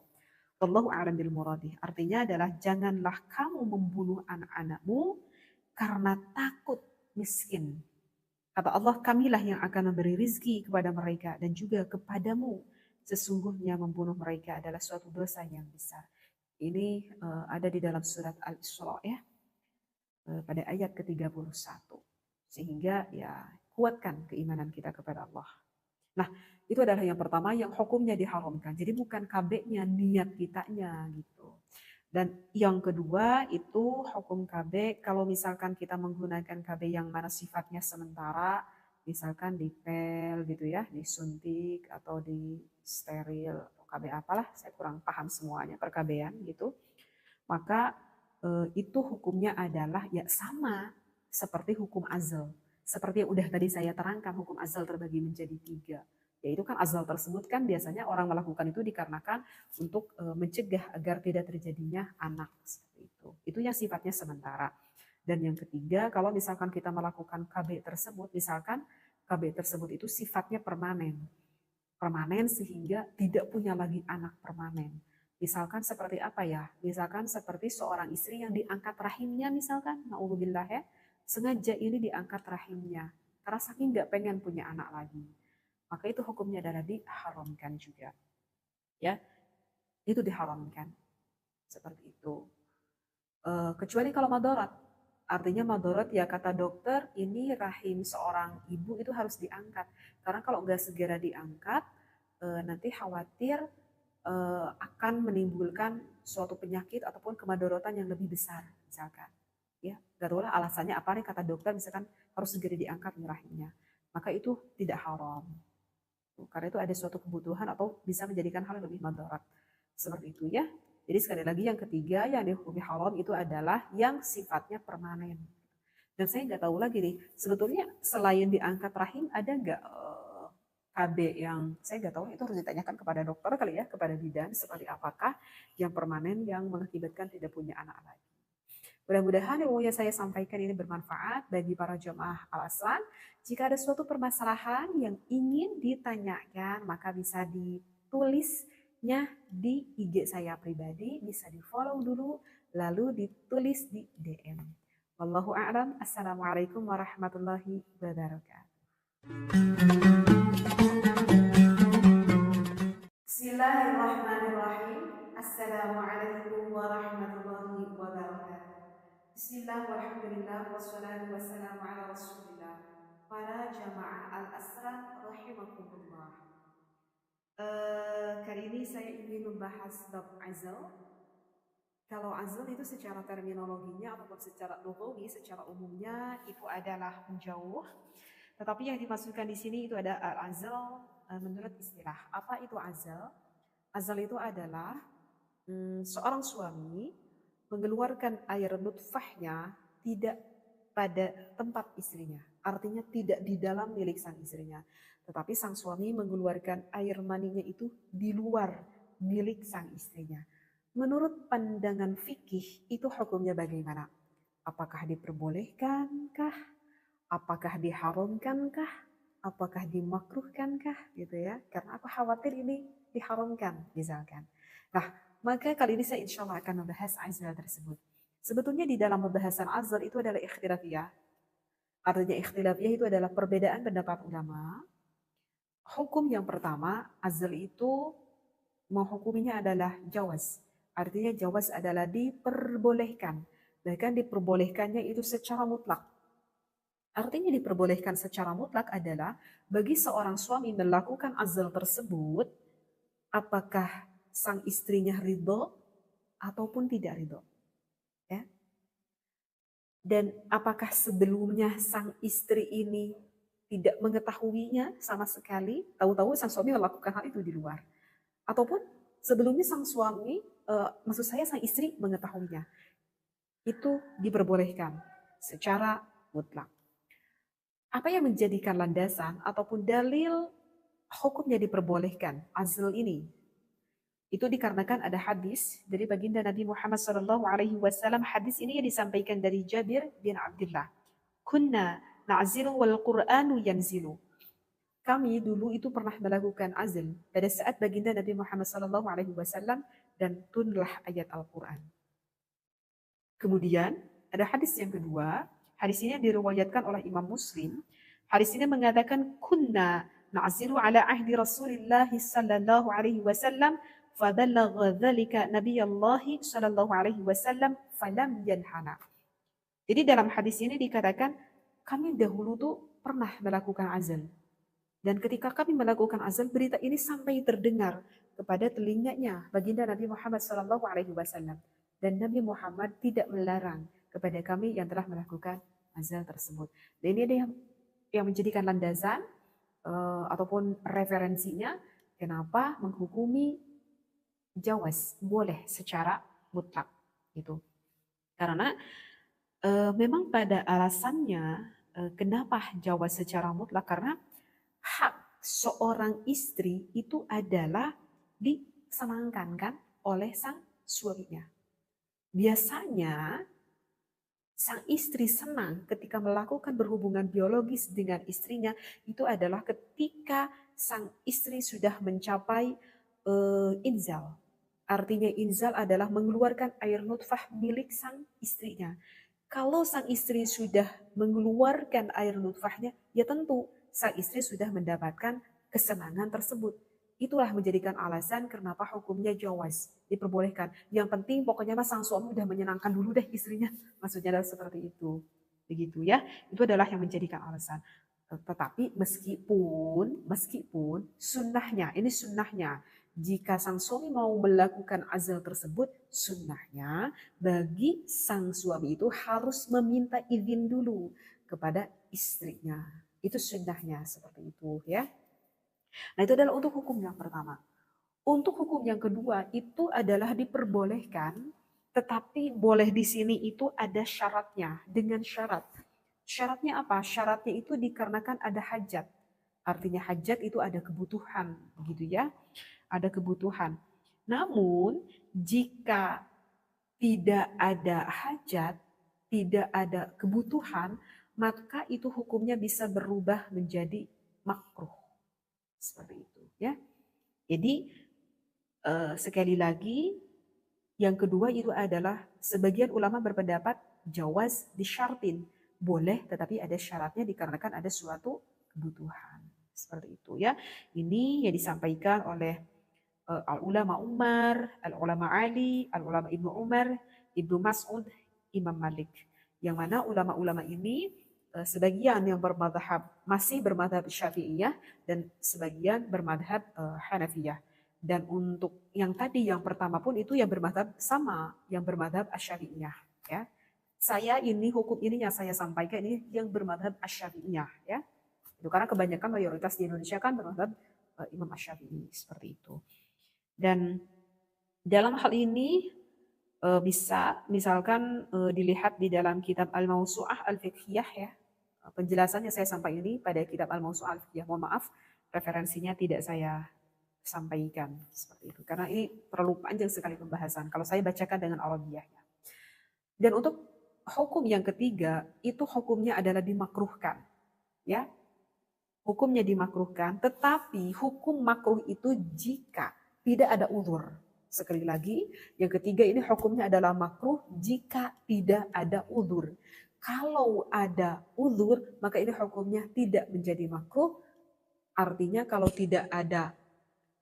ada uzur, maka hukumnya menjadi ubah, menjadi boleh. Seperti itu. Kalau tidak ada uzur, maka hukumnya menjadi makruh. Seperti itu. Ya, kenapa? Ini sebagian ulama menghukuminya makruh. Alasannya apa? Ini sebagian ulama menghukumi makruh. Sebagian ulama menghukumi makruh itu dikarenakan kalau bagi pasangan suami istri melakukan azal tersebut, itu alasannya akan mengurangi rasa kenikmatan bagi seorang suami dan istri ketika melakukan hubungan biologis tersebut. Gitu ya. Oke teh, memang tadi istri saya itu udah keluar. Tetapi coba ya, ini bisa berterus terang aja dan bisa dirasakan bagi pasangan suami istri. Sang suami jika mengeluarkan di tempatnya, namanya juga kan punya tempat, berarti di tempatnya itu rasanya akan lebih nikmat daripada dikeluarkan selain dari tempatnya. Begitu juga sebaliknya bagi sang istri, meskipun sudah istrinya itu udah senang duluan, artinya dikarenakan udah inzal, udah keluar, ketika sang suami mengeluarkan di tempat milik sang istrinya, maka biasanya sang istrinya akan mendapatkan kenikmatan kembali. Nah, oleh karena itu ulama menghukumi makruh karena kasihan nanti suami dan istrinya mengurangi akan rasa kenikmatan tersebut. Itu adalah alasannya kenapa dimakruhkan. Dan alasan yang kedua kenapa dimakruhkan, karena kalau kita melakukan azal, berarti otomatis kita nggak bisa punya anak dong, gitu kan? Karena kan dikeluarkannya di luar. Sedangkan baginda Nabi Muhammad SAW menyuruh kepada umatnya lebih baik memperbanyak keturunan. Tanakahu, tanasalu, fa inni mukatsirum bikumul umama yaumal qiyamah. Seperti itu. Itu adalah alasan kenapa ulama berpendapat hukumnya adalah makruh. Nah, bagaimana kalau misalkan teh melakukan azal itu dikarenakan ada uzur? Dikarenakan ada uzur. Maka uzur-uzur seperti apakah yang dimaksudkan di sini? Baik, uzur yang pertama di sini dikatakan dalam kitab ini adalah jika misalkan bagi pasangan suami istri tersebut kenapa melakukan azal ini dikarenakan pada saat ini aku berada di lingkungan non-muslim gitu ya. Misalkan sekarang aku berada di daerah yang mana semua tetanggaku itu non muslim. Sedangkan keluargaku di sini sendiri yang muslim. Misalkan aku tuh sebelumnya udah punya anak, misalkan 2. Dan anak-anakku sekarang udah pada besar. Kemungkinan keimanannya kuat, karena udah aku ajarkan. Gitu ya. Karena sebelumnya aku tinggal di daerah muslim. Karena ada suatu pekerjaan sehingga aku harus tinggal di sini. Dan sekarang aku tinggal di daerah non-muslim, misalkan. Jadi aku khawatir sekali kalau sekarang aku mengandung lagi, aku punya anak lagi. Aku khawatir. Khawatirnya aku tidak bisa menerapkan keimanan yang kuat kepada anakku karena nanti anakku akan berkecimpung dengan teman-teman yang non-muslim. Nah, sehingga begitu khawatir sekali bagi suami dan istrinya kalau punya anak lagi itu khawatir sekali. Nah, itu yang dimaksudkan uzur yang pertama. Sehingga hukumnya diperbolehkan melakukan azal tersebut. Yang kedua adalah seorang perempuan habasahaya takut pengaruh perbudakan. Untuk yang kedua mungkin sekarang sudah tidak ada sehingga tidak perlu aku terangkan. Dan yang ketiga alasan uzur tersebut bagi seorang istri, misalkan seorang istri itu yang punya penyakit gitu. Kata dokter itu Bu, wayahna ibu tuh nggak boleh lagi punya anak. Karena kalau ibu punya anak lagi, kemungkinan penyakit yang sekarang ibu derita takut tertular ke jabang bayi yang ada di dalam rahim. Jadi lebih baik ibu nggak perlu hamil lagi. Sedangkan si ibu ini mau melakukan KB apapun itu nggak cocok. Udah pakai pil suntik, istilahnya KB apapun udah nggak cocok. Nggak ada lagi cara lain keluar kecuali melakukan azal ini. Nah, maka itu hukumnya tidak apa-apa, menjadi diperbolehkan. Untuk uzur yang keempat itu adalah misalkan contohnya adalah seorang ibu, anak tuh masih kecil banget, masih menyusui. Ya, ini seorang ibu yang masih menyusui. Aku belum mau punya anak. Kenapa? Karena kalau aku mau punya anak, aku masih menyusui gitu. Karena kalau sekarang aku punya anak lagi, aku khawatir nanti gizinya akan mengurang gitu. Seperti karena kan kalau misalkan kita mengandung sedangkan kita lagi menyusui, maka kata bidan itu harus diberhentikan kita menyusuinya. Karena khawatir nanti bayi yang ada di dalam kandungan tersebut kurang gizinya gitu. Dan kebetulan sekali hal itu pun kejadian gitu, pernah kejadian sama saya dari anak kedua, ketiga itu kayak anak kembar karena jaraknya itu saking saking deket banget gitu. Saya masih menyusui anak saya baru 5 bulan, ternyata saya sudah mengandung lagi karena memang aku tidak di KB seperti itu. Dan memang betul apa yang disampaikan oleh bidan, katanya aku harus berhenti menyusui anakku yang kedua. Karena kalau aku meneruskan menyusui nanti khawatir anakku yang ketiga dalam kandungan ini kurang gizinya seperti itu. Oh, sedih sekali aku harus menghentikan menyusui anak yang kedua itu ya, diganti sama jadi anak sapi gitu ya. Jadi pakai susu formula seperti itu. Nah, maka itu tidak apa-apa jika merasa ibu khawatir, merasa kasihan, maka tidak apa-apa melakukan azal tersebut. Dan untuk uzur yang kelima itu adalah misalkan dikhawatirkan karena pada zaman sekarang itu semakin hari zaman ini waduh semakin rusak, maksiat sudah di mana-mana, bahkan orang melakukan maksiat sekarang sudah tidak malu-malu, sudah tidak ditutupi lagi.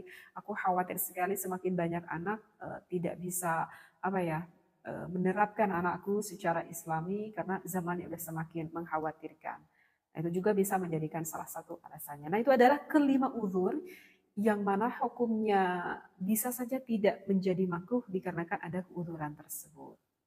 Ya, mungkin akan sedikit saya tambahi, dikarenakan ini menerangkan azal ini sebetulnya berhubungan akan hukumnya KB ataupun hukum membatasi keturunan. Sehingga teh hukum membatasi keturunan itu gimana? Hukum KB itu gimana gitu? Katanya sih KB mah kata kata ajengan di sini mah katanya gak boleh gitu teh. Katanya haram misalkan. Itu benar gak? Bagaimana nih? Nah, maka itu kalau misalkan kita sebagai pasangan suami istri niat kita melakukan KB, keluarga berencana cukup anak dua gitu ya. Itu kan slogan pemerintah seperti itu ya. Kalau misalkan kita niat melakukan KB tersebut niatnya karena kita itu khawatir, takut tidak bisa memberi anak kita makan, takut keluarga kita kalau banyak anak menjadi miskin, ya, takut kalau kita banyak anak menjadi sempit rizki, ada niat, kerentanan dalam hati kita. Maka ketika kita melakukan KB tersebut, menurut pendapat ulama, hukumnya adalah diharamkan. Jadi bukan KB-nya, ini nih, niat di dalam hati kita, ketauhidan kita kepada Allah yang menjadikan haramnya. Bukan menggunakan KB-nya itu tersebut. Paham ke di sini ya? Kenapa diharamkan? Karena kita telah bersuudzon kepada Allah. Karena kita telah bersuudzon, kita telah berburuk sangka kepada Allah. Memang rezeki Allah itu terbatas, memang rezeki Allah itu tidak terbatas. Jika kalau niatnya kita karena itu adalah haram. Karena Allah Ta'ala telah berfirman, A'udzubillahi minasyaitonirrajim, ولا تقتلوا أولادكم خشية إملاق نحن نرزقهم وإياكم إن قتلهم كان خطأ كبيرا. Wallahu a'lam bil muradih. Artinya adalah janganlah kamu membunuh anak-anakmu karena takut miskin. Kata Allah, kamilah yang akan memberi rizki kepada mereka dan juga kepadamu. Sesungguhnya membunuh mereka adalah suatu dosa yang besar. Ini ada di dalam surat Al-Isra ya, pada ayat ke-31. Sehingga ya kuatkan keimanan kita kepada Allah. Nah, itu adalah yang pertama yang hukumnya diharamkan. Jadi bukan KB-nya, niat kitanya gitu. Dan yang kedua itu hukum KB kalau misalkan kita menggunakan KB yang mana sifatnya sementara, misalkan dipel gitu ya, disuntik atau di steril atau KB apalah, saya kurang paham semuanya perkabean gitu. Maka itu hukumnya adalah ya sama seperti hukum azal. Seperti yang udah tadi saya terangkan, hukum azal terbagi menjadi 3. Yaitu kan azal tersebut kan biasanya orang melakukan itu dikarenakan untuk mencegah agar tidak terjadinya anak seperti itu. Itu yang sifatnya sementara. Dan yang ketiga, kalau misalkan kita melakukan KB tersebut, misalkan KB tersebut itu sifatnya permanen. Permanen sehingga tidak punya lagi anak permanen. Misalkan seperti apa ya? Misalkan seperti seorang istri yang diangkat rahimnya misalkan, na'udzubillah ya, sengaja ini diangkat rahimnya. Karena saking nggak pengen punya anak lagi. Maka itu hukumnya adalah diharamkan juga. Ya, itu diharamkan. Seperti itu. Kecuali kalau madarat. Artinya madarat ya kata dokter, ini rahim seorang ibu itu harus diangkat. Karena kalau nggak segera diangkat, nanti khawatir akan menimbulkan suatu penyakit ataupun kemadorotan yang lebih besar misalkan. Ya, gak tahu lah alasannya apa nih kata dokter misalkan harus segera diangkat rahimnya. Maka itu tidak haram. Karena itu ada suatu kebutuhan atau bisa menjadikan hal yang lebih madarat. Seperti itu ya. Jadi sekali lagi yang ketiga yang dihukumi haram itu adalah yang sifatnya permanen. Dan saya nggak tahu lagi nih, sebetulnya selain diangkat rahim ada nggak KB yang saya nggak tahu, itu harus ditanyakan kepada dokter kali ya, kepada bidan seperti apakah yang permanen yang mengakibatkan tidak punya anak lagi. Mudah-mudahan ilmu yang saya sampaikan ini bermanfaat bagi para jemaah Al-Aslan. Jika ada suatu permasalahan yang ingin ditanyakan, maka bisa ditulisnya di IG saya pribadi, bisa di-follow dulu, lalu ditulis di DM. Wallahu a'lam. Assalamualaikum warahmatullahi wabarakatuh. Bismillahirrahmanirrahim. Assalamualaikum warahmatullahi wabarakatuh. Bismillah, walhamdulillah, wassalatu wassalamu ala rasulillah. Para jamaah al-asran rahimakumullah. Kali ini saya ingin membahas bab azal. Kalau azal itu secara terminologinya ataupun secara lughawi, secara umumnya itu adalah menjauh. Tetapi yang dimaksudkan di sini itu ada al-azal menurut istilah. Apa itu azal? Azal itu adalah seorang suami mengeluarkan air nutfahnya tidak pada tempat istrinya. Artinya tidak di dalam milik sang istrinya. Tetapi sang suami mengeluarkan air maninya itu di luar milik sang istrinya. Menurut pandangan fikih itu hukumnya bagaimana? Apakah diperbolehkankah? Apakah diharamkankah? Apakah dimakruhkankah? Gitu ya. Karena aku khawatir ini diharamkan misalkan. Nah, maka kali ini saya insya Allah akan membahas azal tersebut. Sebetulnya di dalam pembahasan azal itu adalah ikhtilafiyah. Artinya ikhtilafiyah itu adalah perbedaan pendapat ulama.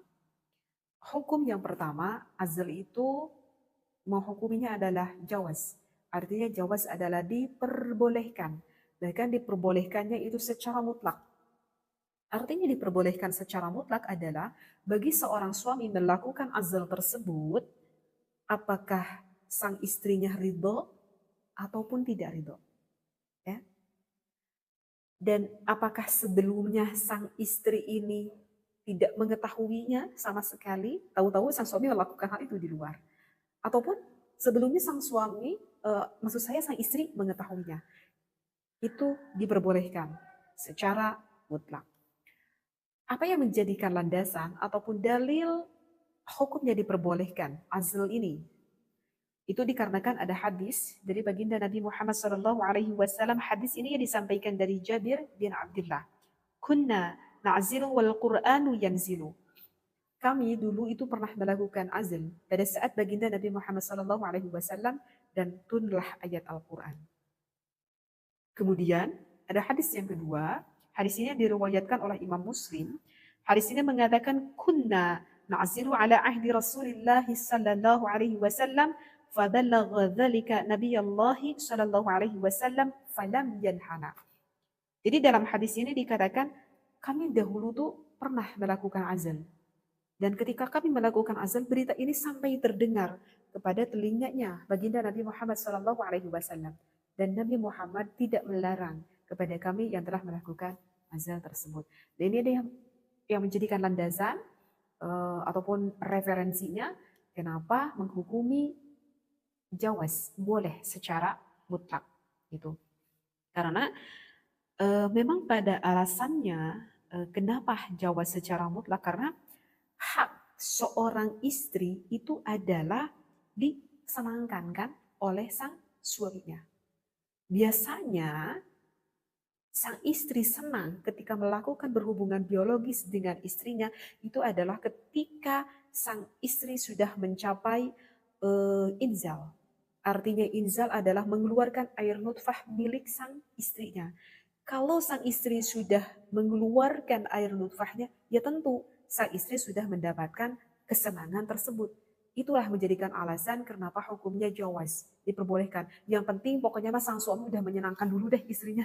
Maksudnya adalah seperti itu. Begitu ya. Itu adalah yang menjadikan alasan. Tetapi meskipun sunnahnya, ini sunnahnya. Jika sang suami mau melakukan azal tersebut, sunnahnya bagi sang suami itu harus meminta izin dulu kepada istrinya. Itu sunnahnya seperti itu ya. Nah itu adalah untuk hukum yang pertama. Untuk hukum yang kedua itu adalah diperbolehkan, tetapi boleh di sini itu ada syaratnya, dengan syarat. Syaratnya apa? Syaratnya itu dikarenakan ada hajat. Artinya hajat itu ada kebutuhan, begitu ya. Ada kebutuhan. Namun jika tidak ada hajat, tidak ada kebutuhan, maka itu hukumnya bisa berubah menjadi makruh. Seperti itu ya. Jadi sekali lagi yang kedua itu adalah sebagian ulama berpendapat jawaz disyartin, boleh tetapi ada syaratnya dikarenakan ada suatu kebutuhan. Seperti itu ya. Ini yang disampaikan oleh al-ulama Umar, al-ulama Ali, al-ulama Ibnu Umar, Ibnu Mas'ud, Imam Malik. Yang mana ulama-ulama ini sebagian yang bermadhab masih bermadhab Syafi'iyah dan sebagian bermadhab Hanafiyah. Dan untuk yang tadi yang pertama pun itu yang bermadhab sama, yang bermadhab Asy-Syafi'iyah ya. Saya ini hukum ini yang saya sampaikan ini yang bermadhab Asy-Syafi'iyah ya. Itu karena kebanyakan mayoritas di Indonesia kan bermadhab Imam Asy-Syafi'i seperti itu. Dan dalam hal ini bisa misalkan dilihat di dalam kitab Al-Mawsu'ah Al-Fiqhiyah ya. Penjelasannya saya sampaikan ini pada kitab Al-Mawsu'ah Al-Fiqhiyah. Mohon maaf, referensinya tidak saya sampaikan seperti itu. Karena ini terlalu panjang sekali pembahasan. Kalau saya bacakan dengan Arabiyahnya. Dan untuk hukum yang ketiga, itu hukumnya adalah dimakruhkan. Ya, hukumnya dimakruhkan, tetapi hukum makruh itu jika tidak ada uzur. Sekali lagi, yang ketiga ini hukumnya adalah makruh jika tidak ada uzur. Kalau ada uzur, maka ini hukumnya tidak menjadi makruh. Artinya kalau ada uzur, maka hukumnya menjadi ubah, menjadi boleh. Seperti itu. Kalau tidak ada uzur, maka hukumnya menjadi makruh. Seperti itu. Ya, kenapa? Ini sebagian ulama menghukuminya makruh. Alasannya apa? Ini sebagian ulama menghukumi makruh. Sebagian ulama menghukumi makruh itu dikarenakan kalau bagi pasangan suami istri melakukan azal tersebut, itu alasannya akan mengurangi rasa kenikmatan bagi seorang suami dan istri ketika melakukan hubungan biologis tersebut. Gitu ya. Oke teh, memang tadi istri saya itu udah keluar. Tetapi coba ya, ini bisa berterus terang aja dan bisa dirasakan bagi pasangan suami istri. Sang suami jika mengeluarkan di tempatnya, namanya juga kan punya tempat, berarti di tempatnya itu rasanya akan lebih nikmat daripada dikeluarkan selain dari tempatnya. Begitu juga sebaliknya bagi sang istri, meskipun sudah istrinya itu udah senang duluan, artinya dikarenakan udah inzal, udah keluar. Ketika sang suami mengeluarkan di tempat milik sang istrinya, maka biasanya sang istrinya akan mendapatkan kenikmatan kembali.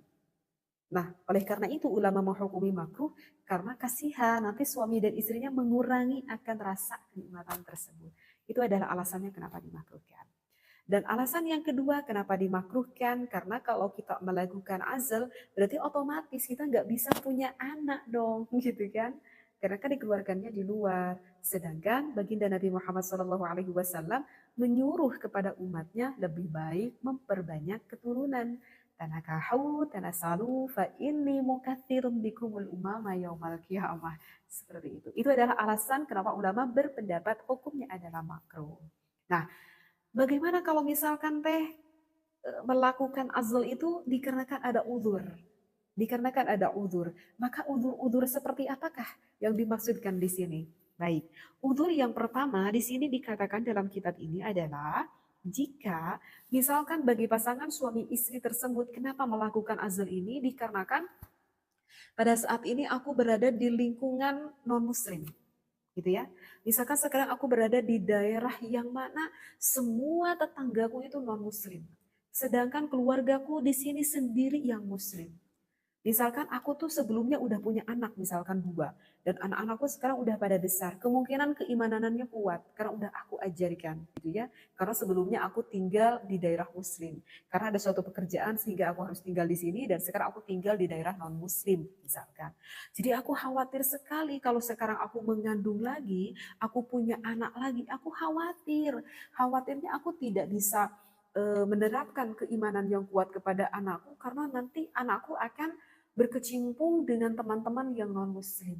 Nah, sehingga begitu khawatir sekali bagi suami dan istrinya kalau punya anak lagi itu khawatir sekali. Nah, itu yang dimaksudkan uzur yang pertama. Sehingga hukumnya diperbolehkan melakukan azal tersebut.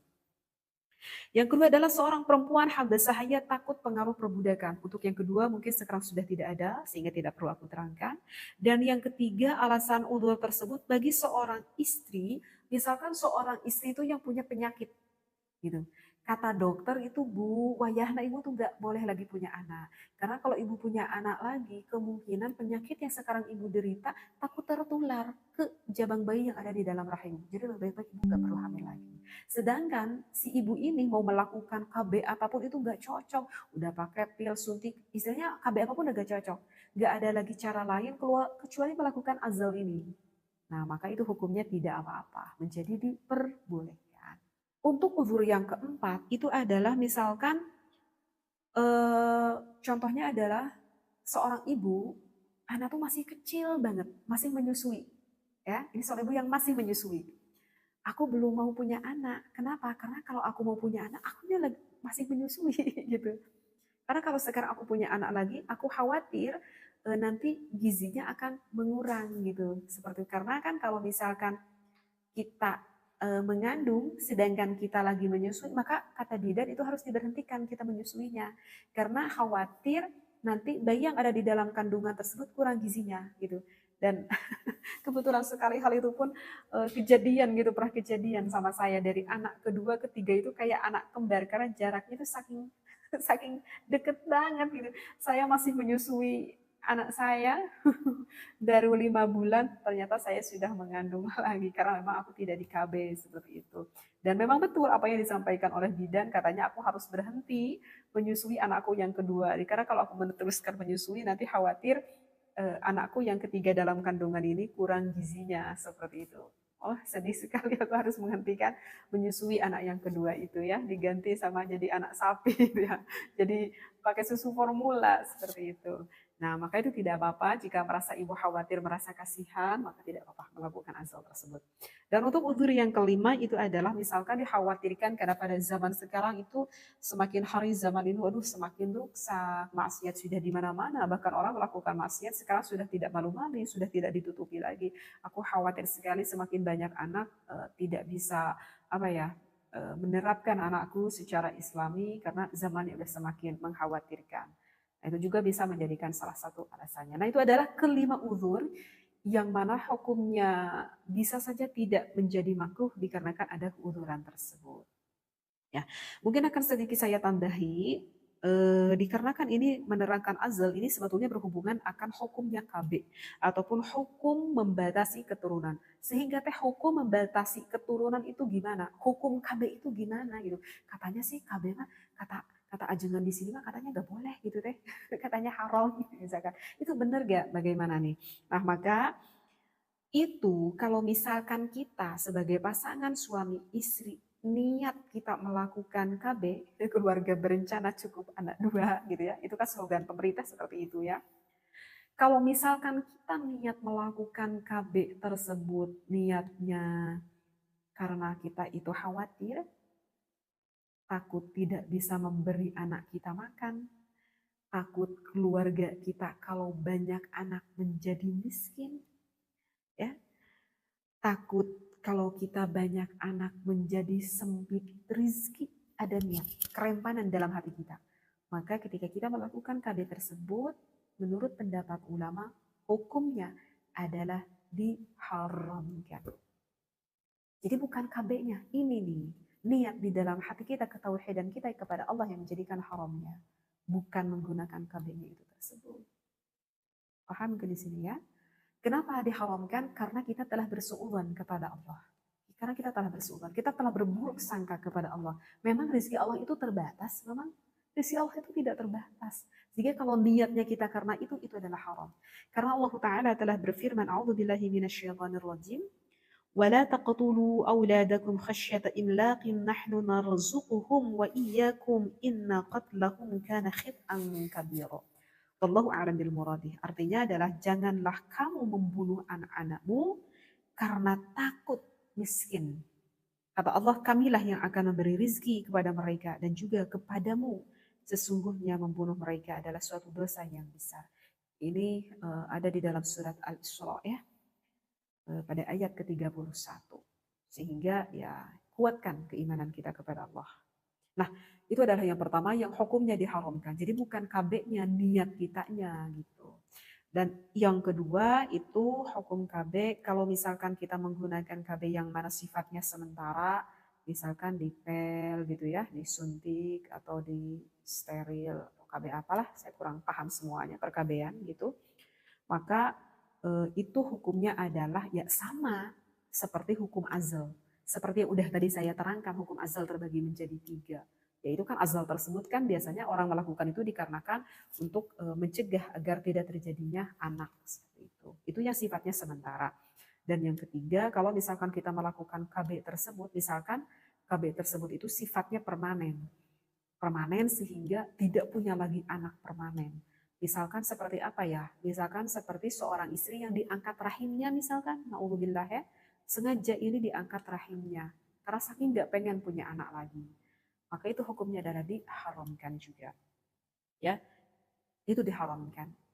Seperti itu. Kecuali kalau madorat. Artinya madorat ya kata dokter ini rahim seorang ibu itu harus diangkat. Karena kalau nggak segera diangkat, nanti khawatir akan menimbulkan suatu penyakit ataupun kemadorotan yang lebih besar misalkan. Ya, gak tahu lah alasannya apa nih kata dokter misalkan harus segera diangkat rahimnya. Maka itu tidak haram. Karena itu ada suatu kebutuhan atau bisa menjadikan hal yang lebih madarat. Seperti itu ya. Jadi sekali lagi yang ketiga yang dihukumi haram itu adalah yang sifatnya permanen. Dan saya nggak tahu lagi nih, sebetulnya selain diangkat rahim ada nggak KB yang saya nggak tahu itu harus ditanyakan kepada dokter kali ya, kepada bidan seperti apakah yang permanen yang mengakibatkan tidak punya anak lagi. Mudah-mudahan ilmu yang saya sampaikan ini bermanfaat bagi para jemaah Al-Aslan.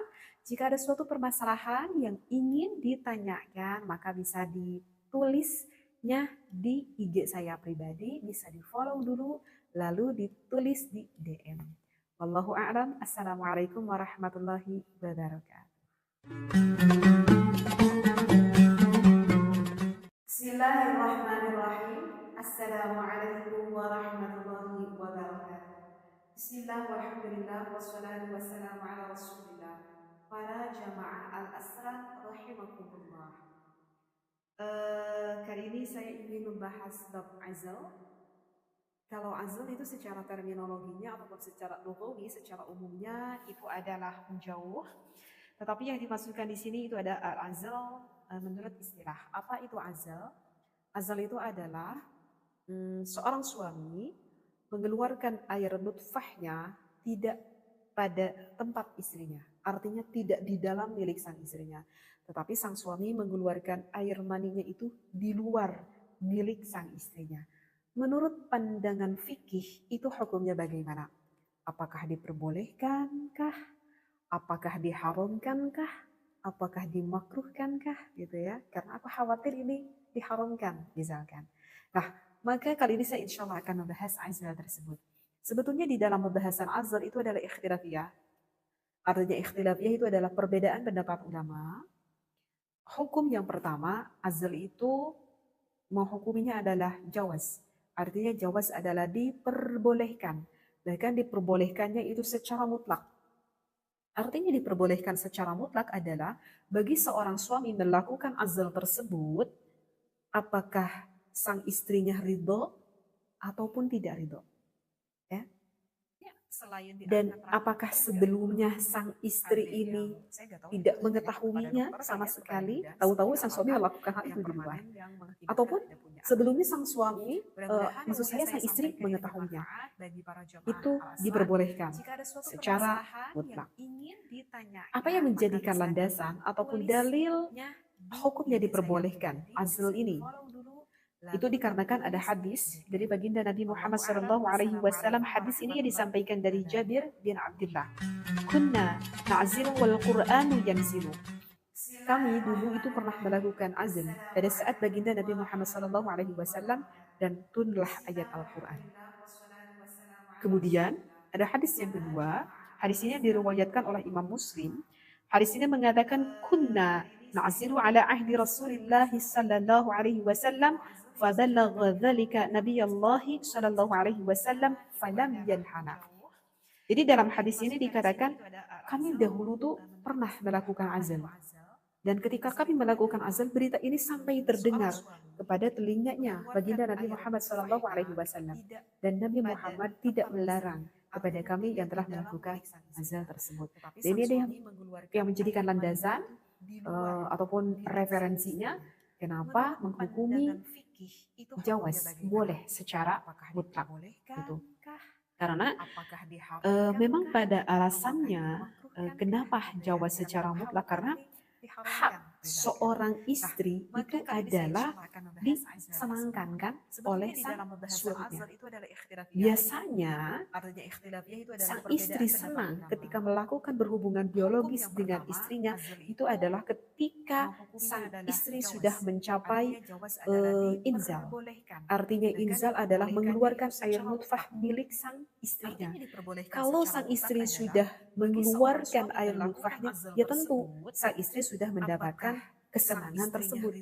Itulah menjadikan alasan kenapa hukumnya jawaz, diperbolehkan. Yang penting pokoknya mas sang suami sudah menyenangkan dulu deh istrinya. Maksudnya adalah seperti itu. Begitu ya. Itu adalah yang menjadikan alasan. Tetapi meskipun sunnahnya, ini sunnahnya, jika sang suami mau melakukan azal tersebut, sunnahnya bagi sang suami itu harus meminta izin dulu kepada istrinya. Itu sunnahnya seperti itu ya. Nah itu adalah untuk hukum yang pertama. Untuk hukum yang kedua itu adalah diperbolehkan, tetapi boleh di sini itu ada syaratnya, dengan syarat. Syaratnya apa? Syaratnya itu dikarenakan ada hajat. Artinya hajat itu ada kebutuhan, gitu ya. Ada kebutuhan. Namun jika tidak ada hajat, tidak ada kebutuhan, maka itu hukumnya bisa berubah menjadi makruh. Ya. Jadi sekali lagi yang kedua itu adalah sebagian ulama berpendapat jawaz disyartin, boleh tetapi ada syaratnya dikarenakan ada suatu kebutuhan. Seperti itu ya. Ini yang disampaikan oleh ulama Umar, ulama Ali, ulama Ibnu Umar, Ibnu Mas'ud, Imam Malik. Yang mana ulama-ulama ini sebagian yang bermadhab masih bermadhab Syafi'iyah dan sebagian bermadhab Hanafiyah. Dan untuk yang tadi yang pertama pun itu yang bermadzhab sama, yang bermadzhab Asy'ariyah ya. Saya ini hukum ini yang saya sampaikan ini yang bermadzhab Asy'ariyah ya. Itu karena kebanyakan mayoritas di Indonesia kan bermadzhab Imam Asy-Syafi'i seperti itu. Dan dalam hal ini bisa misalkan dilihat di dalam kitab Al-Mawsu'ah Al-Fiqhiyah ya. Penjelasannya saya sampaikan ini pada kitab Al-Mawsu'ah Al-Fiqhiyah. Mohon maaf, referensinya tidak saya sampaikan. Karena ini terlalu panjang sekali pembahasan. Kalau saya bacakan dengan Arabiyah. Dan untuk hukum yang ketiga, itu hukumnya adalah dimakruhkan. Ya, hukumnya dimakruhkan, tetapi hukum makruh itu jika tidak ada uzur. Sekali lagi, yang ketiga ini hukumnya adalah makruh jika tidak ada uzur. Kalau ada uzur, maka ini hukumnya tidak menjadi makruh. Artinya kalau tidak ada, kalau ada uzur, maka hukumnya menjadi ubah, menjadi boleh. Seperti itu. Kalau tidak ada uzur, maka hukumnya menjadi makruh. Seperti itu. Ya, kenapa? Ini sebagian ulama menghukuminya makruh. Alasannya apa? Di sebagian ulama menghukumi makruh. Sebagian ulama menghukumi makruh itu dikarenakan kalau bagi pasangan suami istri melakukan azal tersebut, itu alasannya akan mengurangi rasa kenikmatan bagi seorang suami dan istri ketika melakukan hubungan biologis tersebut, gitu ya. Oke teh, memang tadi istri saya itu udah keluar, tetapi coba ya, ini bisa berterus terang aja dan bisa dirasakan bagi pasangan suami istri. Sang suami jika mengeluarkan di tempatnya, namanya juga kan punya tempat, berarti di tempatnya itu rasanya akan lebih nikmat daripada dikeluarkan selain dari tempatnya. Begitu juga sebaliknya bagi sang istri, meskipun sudah istrinya itu udah senang duluan, artinya dikarenakan udah inzal, udah keluar, ketika sang suami mengeluarkan di tempat milik sang istrinya, maka biasanya sang istrinya akan mendapatkan kenikmatan kembali. Nah, oleh karena itu ulama menghukumi makruh karena kasihan nanti suami dan istrinya mengurangi akan rasa kenikmatan tersebut. Itu adalah alasannya kenapa dimasukkan. Dan alasan yang kedua kenapa dimakruhkan, karena kalau kita melakukan azal berarti otomatis kita nggak bisa punya anak dong, gitu kan? Karena kan dikeluarkannya di luar. Sedangkan baginda Nabi Muhammad SAW menyuruh kepada umatnya lebih baik memperbanyak keturunan. Tahu tanasalu fa inni mukatsirun bikumul umama yaumal qiyamah. Itu adalah alasan kenapa ulama berpendapat hukumnya adalah makruh. Nah, bagaimana kalau misalkan teh melakukan azal itu dikarenakan ada uzur, dikarenakan ada uzur, maka uzur seperti apakah yang dimaksudkan di sini?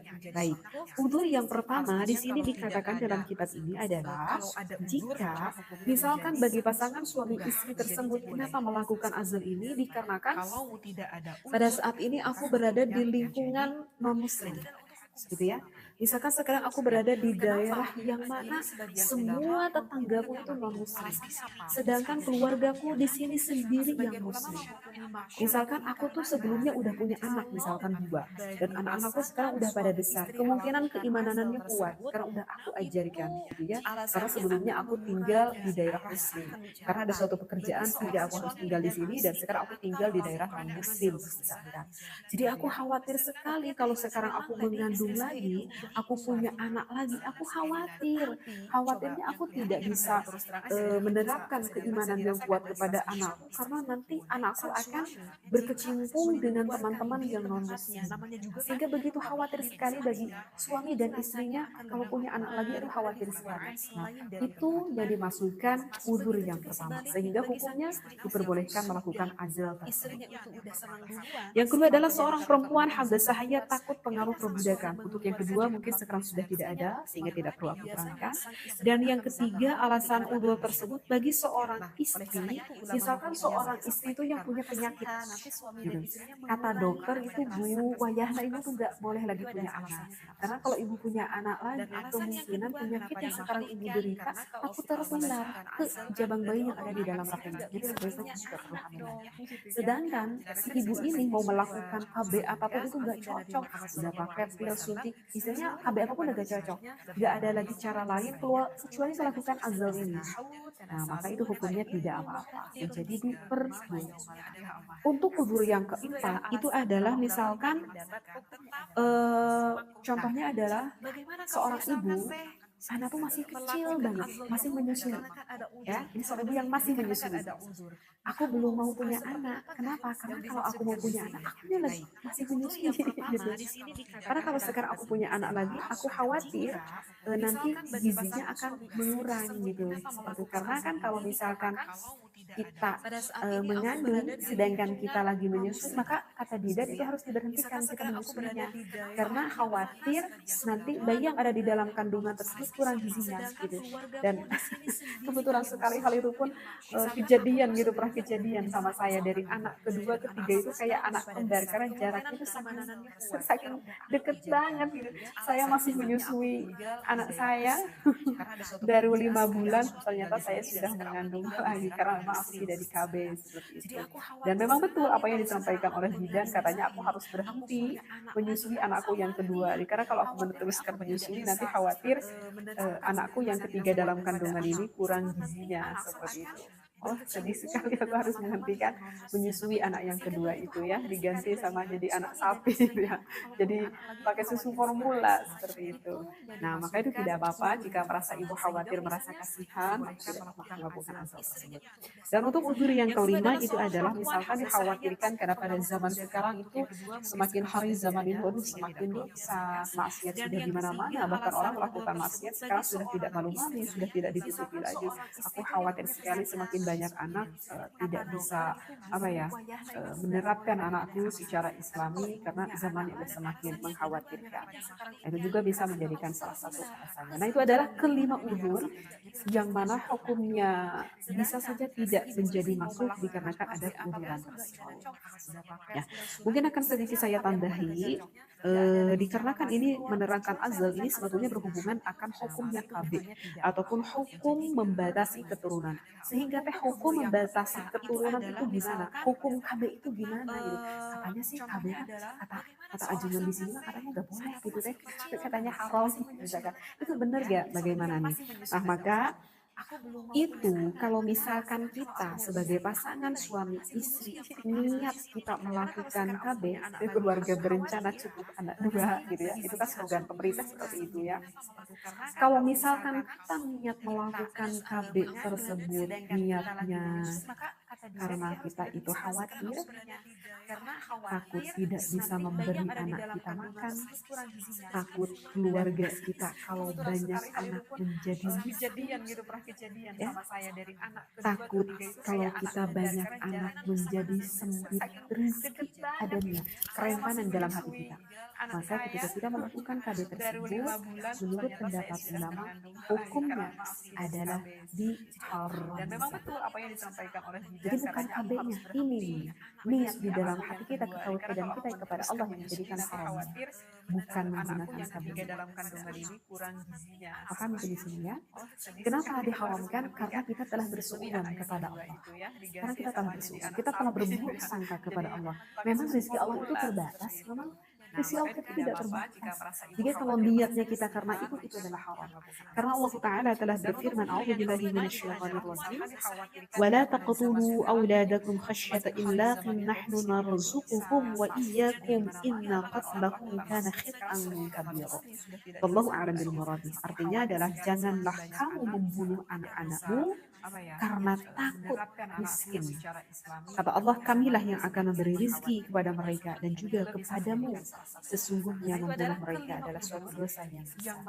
Ini ada di dalam surat Al-Isra ya, pada ayat ke-31.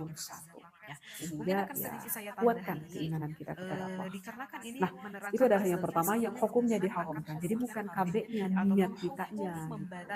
Dan yang kedua itu hukum KB kalau misalkan kita menggunakan KB yang mana sifatnya sementara, misalkan di pel gitu ya, disuntik atau steril, KB apalah, saya kurang paham semuanya perkabean gitu.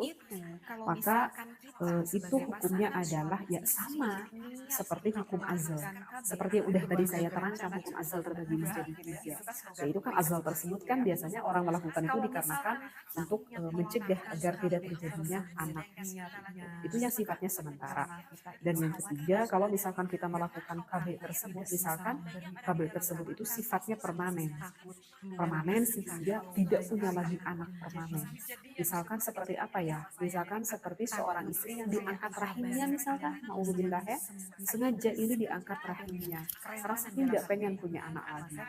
Maka itu hukumnya adalah diharamkan juga. Ya, itu diharamkan. Seperti itu. Kecuali kalau madorot, artinya madorot ya kata dokter ini rahim seorang ibu itu harus diangkat karena kalau udah segera diangkat nanti khawatir akan menimbulkan suatu penyakit ataupun kemadorotan yang lebih besar. Ya, darurat alasannya apa nih kata dokter misalkan harus segera diangkat rahimnya, maka itu tidak halal karena itu ada suatu kebutuhan atau bisa menjadikan hal lebih madorot seperti itu ya. Jadi sekali lagi yang ketiga yang dihukumi halal itu adalah yang sifatnya permanen. Nah saya nggak tahu lagi nih sebetulnya selain diangkat rahim ada nggak KB yang saya nggak tahu, aku harus tanyakan kepada dokter kali ya, kepada bidan seperti apakah yang permanen yang mengakibatkan tidak punya anak. Mudah-mudahan yang saya sampaikan ini bermanfaat bagi para jemaah Al-Aslan. Jika ada suatu permasalahan yang ingin ditanyakan maka bisa ditulisnya di IG saya pribadi, bisa di follow dulu lalu ditulis di IG. Wallahu a'lam. Assalamualaikum warahmatullahi wabarakatuh. Yang pertama yang Bismillahirrahmanirrahim. Assalamualaikum warahmatullahi wabarakatuh. Yang mana sifatnya Bismillahirrahmanirrahim. Wassalatu wassalamu ala rasulillah. Para jamaah Al-Aslan paham semuanya perkabean. Hari ini saya ingin membahas hukumnya adalah ya sama. Kalau azal itu secara terminologinya seperti yang udah tadi saya terangkan, itu adalah menjauh. Tetapi yang dimaksudkan di sini itu ada azal menurut mencegah apa itu azal? Azal itu adalah seorang suami mengeluarkan air nutfahnya tidak pada tempat istrinya, artinya tidak di dalam milik sang istrinya, tetapi sang suami mengeluarkan air maninya itu di luar milik sang istrinya. Menurut pandangan fikih itu hukumnya bagaimana? Apakah diperbolehkankah? Apakah diharamkankah? Apakah dimakruhkankah? Gitu ya. Karena aku khawatir ini diharamkan misalkan. Nah, maka kali ini saya insya Allah akan membahas azal tersebut. Sebetulnya di dalam pembahasan azal itu adalah ikhtilaf ya. Artinya ikhtilafnya itu adalah perbedaan pendapat ulama. Hukum yang pertama, azal itu menghukumnya adalah jawaz. Artinya jawaz adalah diperbolehkan. Bahkan diperbolehkannya itu secara mutlak.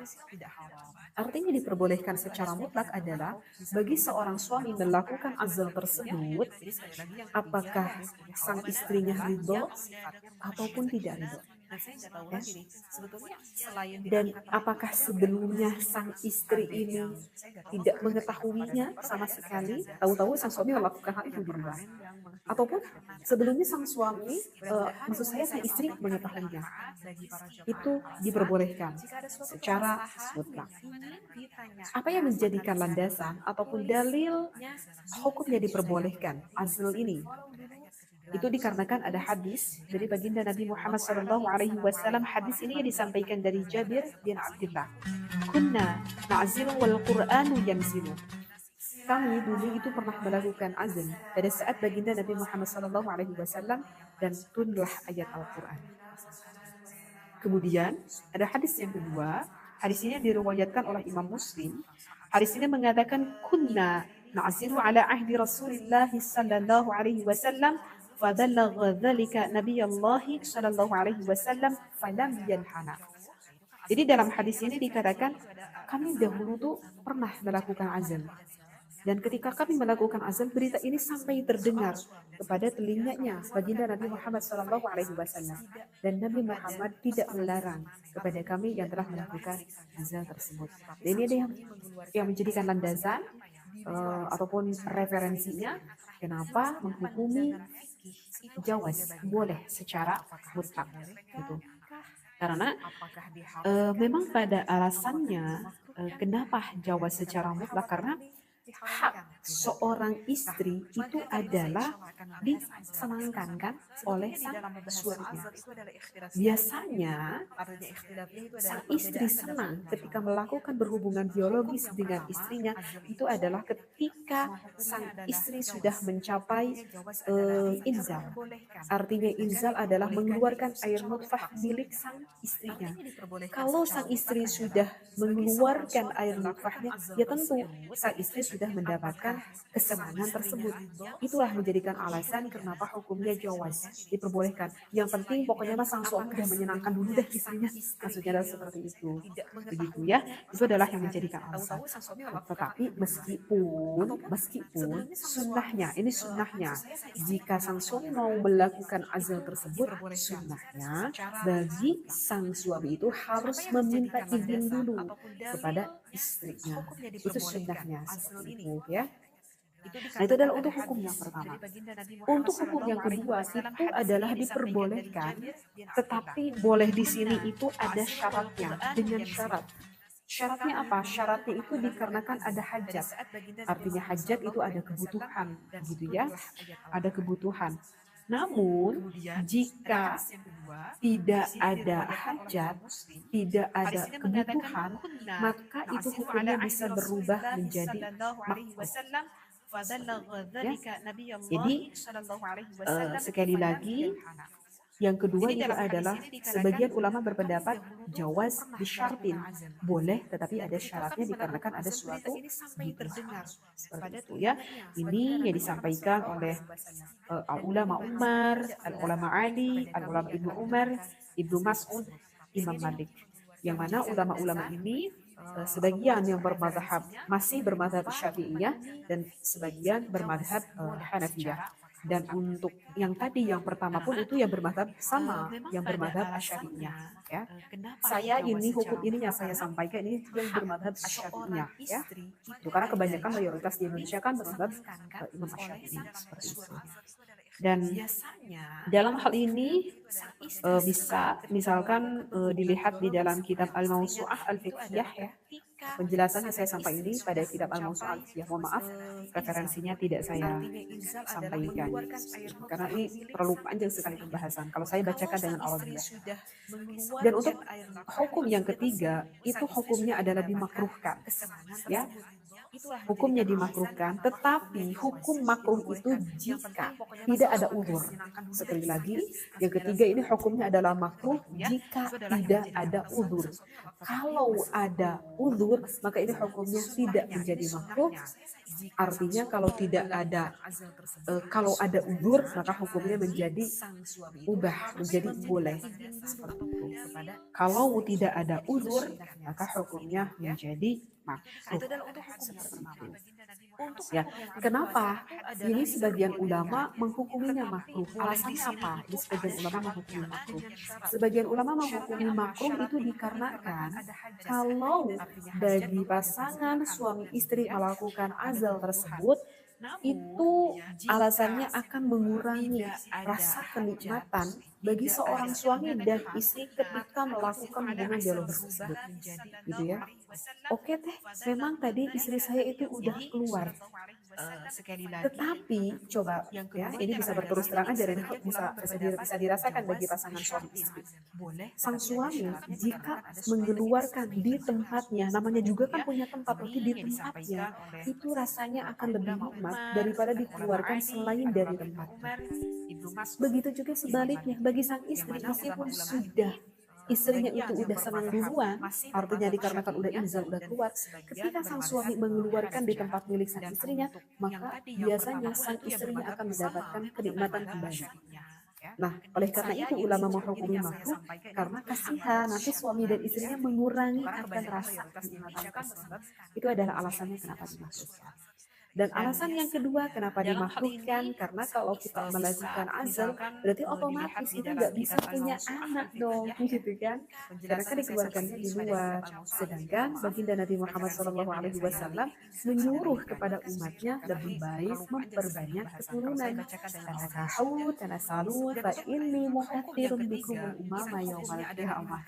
Seperti itu. Itu adalah alasan kenapa ulama berpendapat hukumnya adalah makruh. Nah, bagaimana kalau misalkan teh melakukan azal itu dikarenakan ada udur? Dikarenakan ada udur. Maka udur seperti apakah yang dimaksudkan di sini?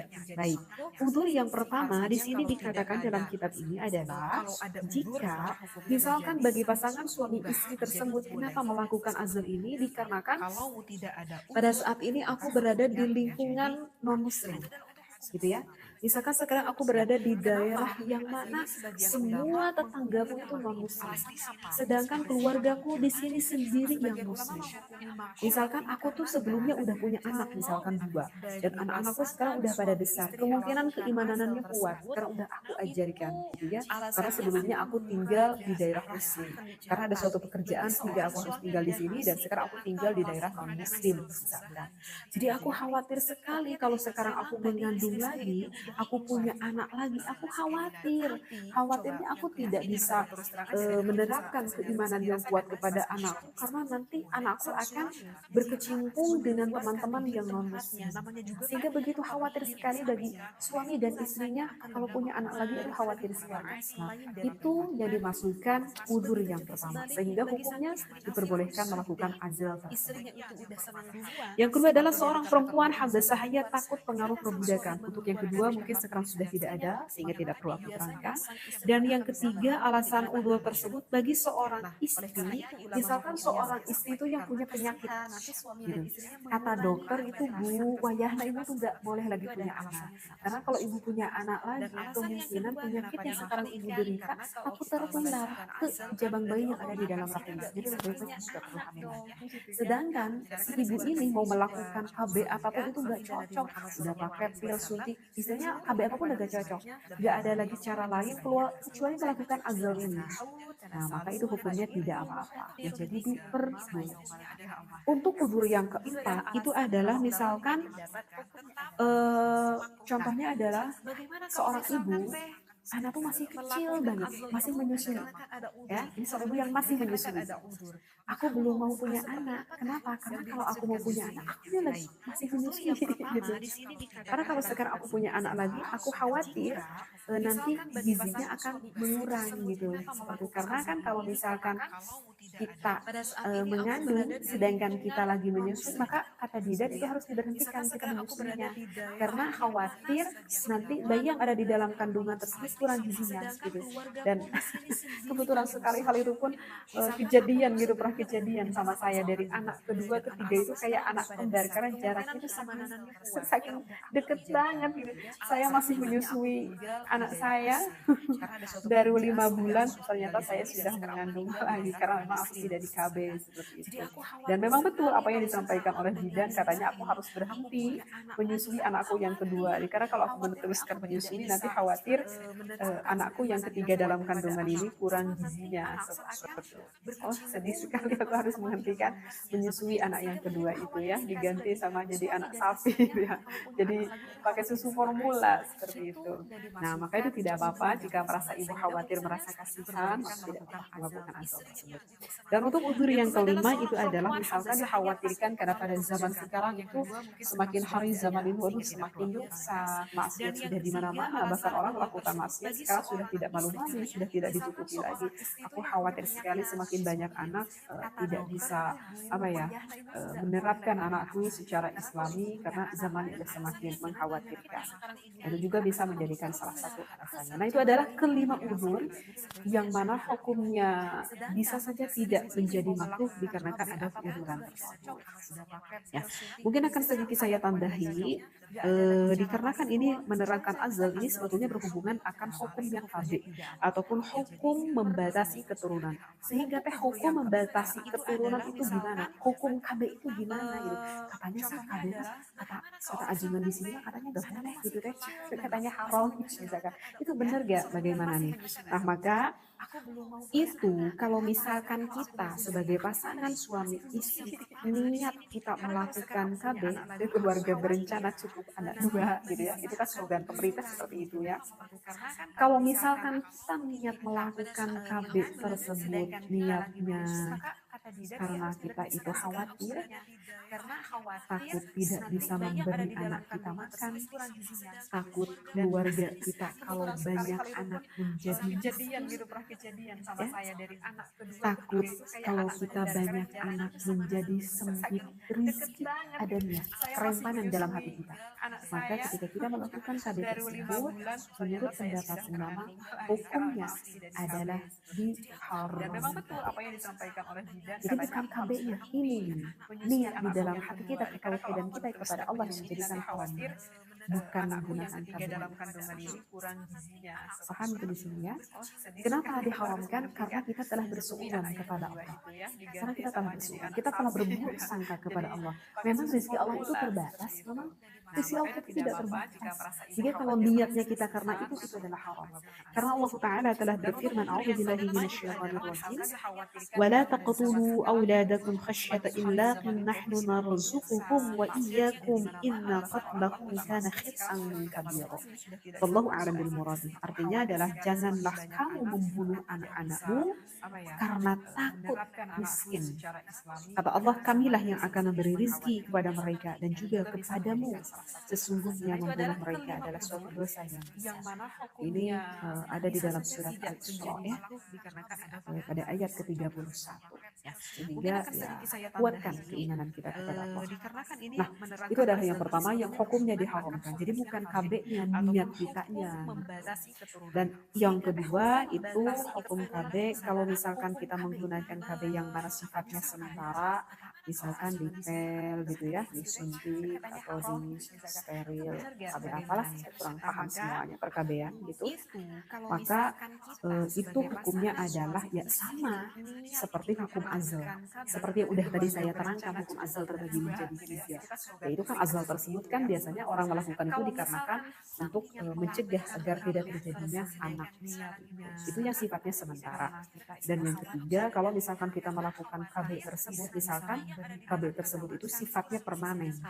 Permanen sehingga tidak punya lagi anak permanen.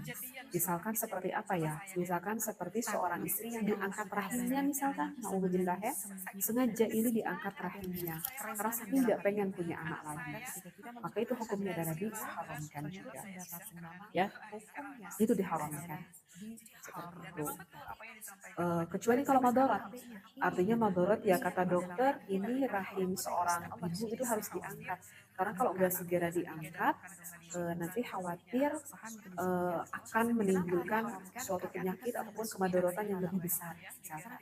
Ya, darurat alasannya apa nih kata dokter misalkan harus segera diangkat rahimnya, maka itu tidak halal. Karena itu ada suatu kebutuhan atau bisa menjadikan hal lebih madarat seperti itu ya. Jadi sekali lagi yang ketiga yang dihukumi halal itu adalah yang sifatnya permanen.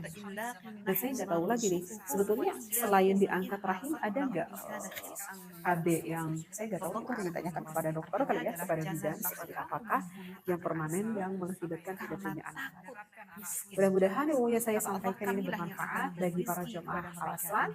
Jika ada suatu permasalahan yang ingin ditanyakan, maka bisa ditulisnya di IG saya pribadi, bisa di follow dulu, lalu ditulis di DM. Wallahu a'lam. Assalamualaikum warahmatullahi wabarakatuh. Yang pertama yang Bismillahirrahmanirrahim. Assalamualaikum warahmatullahi wabarakatuh. Bismillahirrahmanirrahim. Wassalatu wassalamu ala rasulillah. Para jemaah Al-Aslan kali ini saya ingin membahas topik hukumnya adalah ya kalau azal itu secara terminologinya atau seperti yang tadi saya terangkannya itu adalah menjauh, tetapi yang dimaksudkan di sini itu ada al-azal menurut mencegah apa itu azal?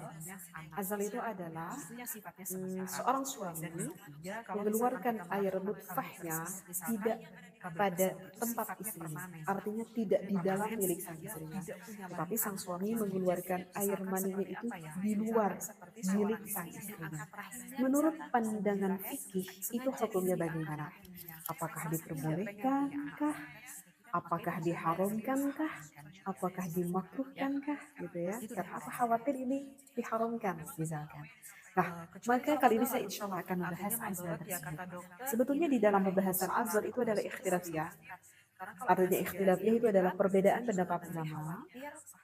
Hukum yang pertama, azal itu hukumnya adalah jawaz. Artinya jawaz adalah diperbolehkan. Bahkan diperbolehkannya itu secara mutlak. Artinya diperbolehkan secara mutlak adalah bagi seorang suami melakukan azal tersebut, apakah sang istrinya ridho ataupun tidak ridho. Ya?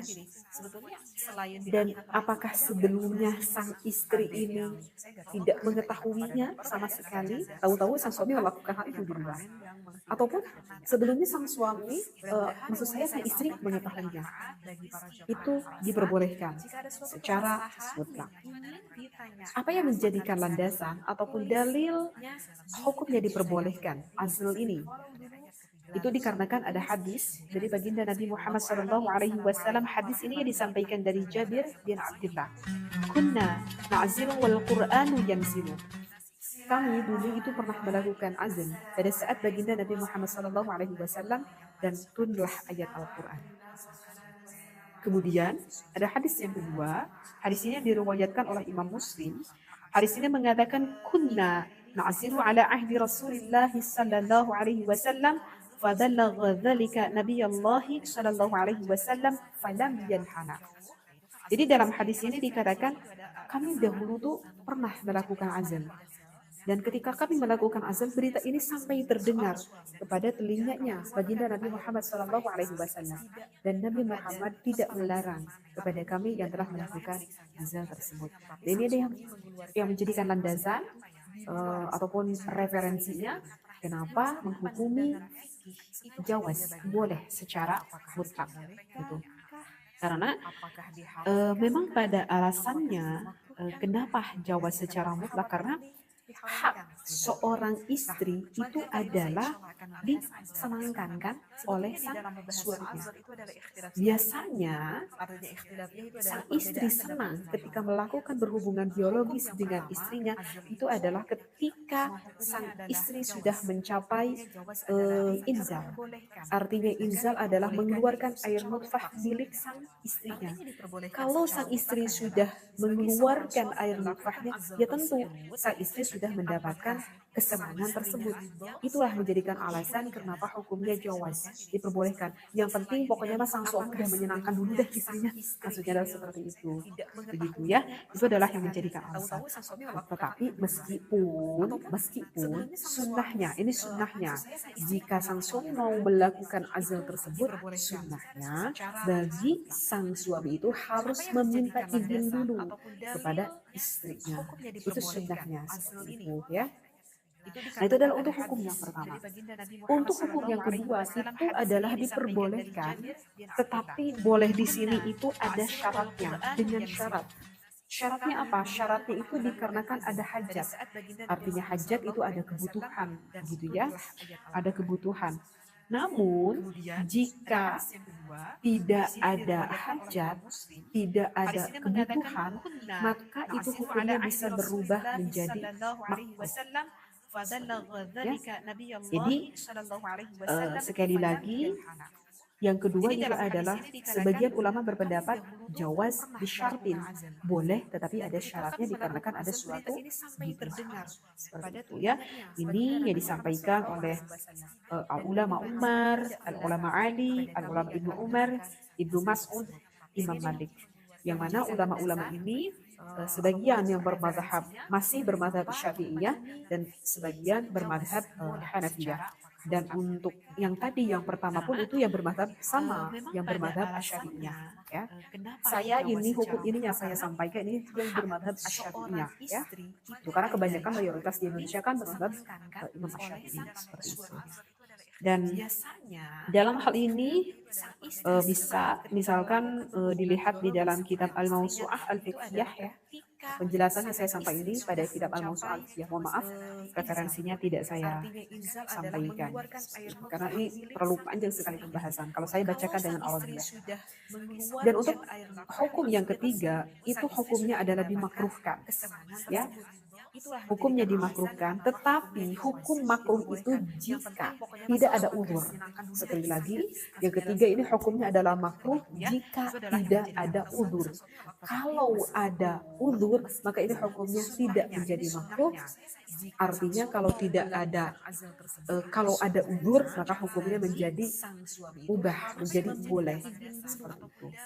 Kalau tidak ada uzur, maka hukumnya menjadi makruh. Ya, kenapa? Ini sebagian ulama menghukuminya makruh. Alasannya apa? Ini sebagian ulama menghukumi makruh. Sebagian ulama menghukumi makruh itu dikarenakan kalau bagi pasangan suami istri melakukan azal tersebut, itu alasannya akan mengurangi rasa kenikmatan bagi seorang suami dan istri ketika melakukan hubungan biologis tersebut, gitu ya.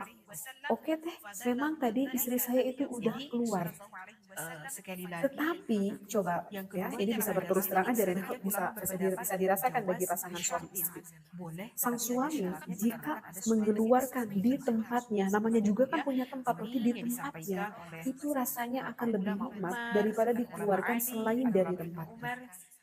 Begitu juga sebaliknya bagi sang istri, meskipun sudah istrinya itu udah senang duluan, artinya dikarenakan udah inzal, udah keluar, ketika sang suami mengeluarkan di tempat milik sang istrinya, maka biasanya sang istrinya akan mendapatkan kenikmatan kembali.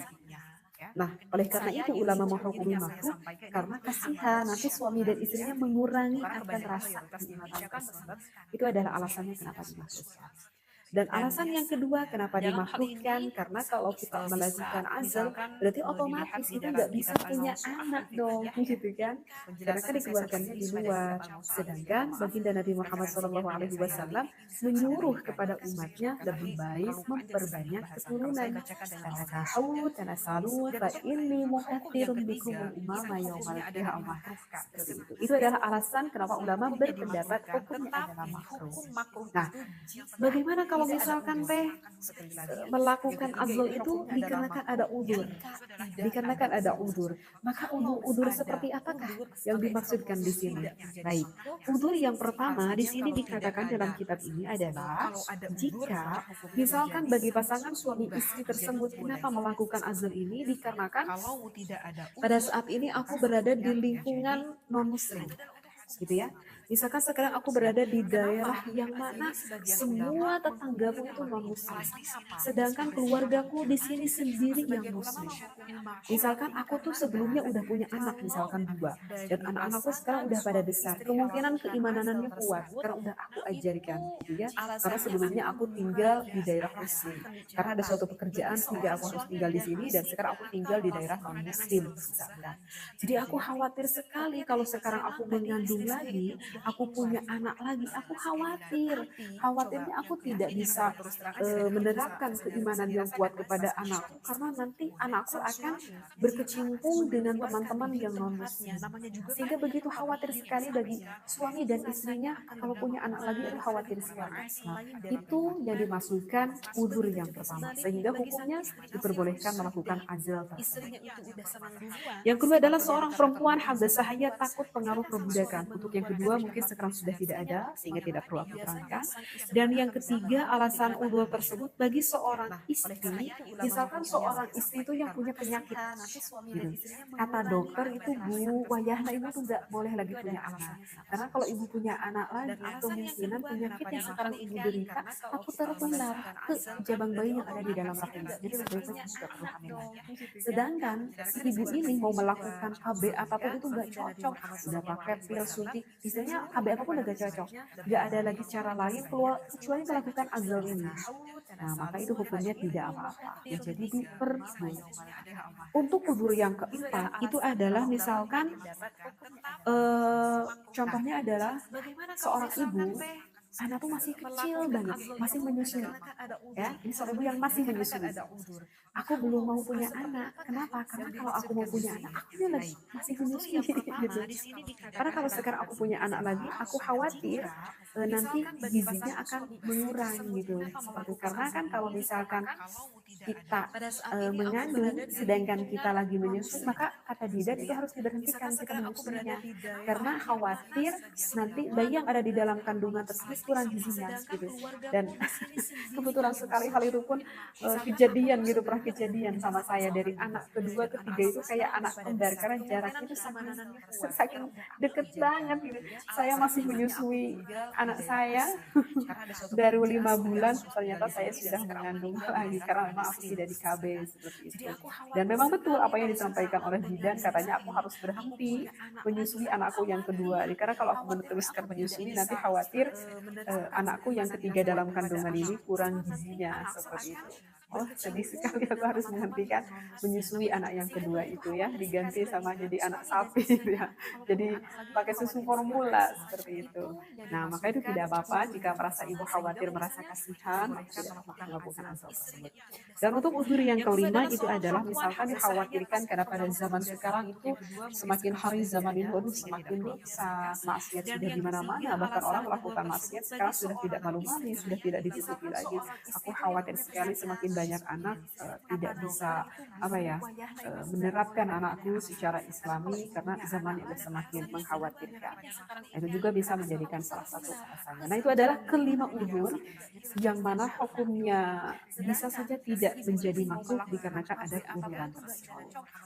Ya, mungkin akan sedikit saya tambahi, dikarenakan ini menerangkan azal ini sebetulnya berhubungan akan hukumnya KB ataupun hukum membatasi keturunan. Sehingga hukum membatasi keturunan itu gimana? Hukum KB itu gimana, gitu. Katanya sih KB kan kata ajengan di sini katanya nggak boleh, gitu deh. Katanya haram, misalkan. Itu benar gak? Bagaimana nih? Nah, maka itu kalau misalkan kita sebagai pasangan suami istri niat kita melakukan KB, keluarga berencana cukup anak dua, gitu ya, itu kan slogan pemerintah seperti itu, ya.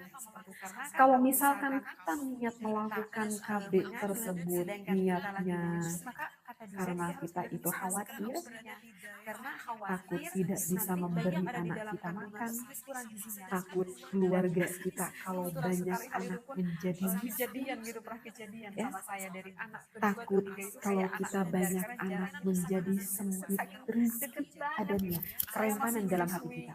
Maka ketika kita melakukan KB tersebut, menurut pendapat ulama, hukumnya adalah diharamkan. Dan memang betul apa yang disampaikan oleh bidan. Jadi bukan KB-nya, ini nih, niat di dalam hati kita, ketakwaan kita kepada Allah yang menjadikan haram, bukan menggunakan KB. Dalam kandungan ini kurang gizinya. Paham itu di sini, ya?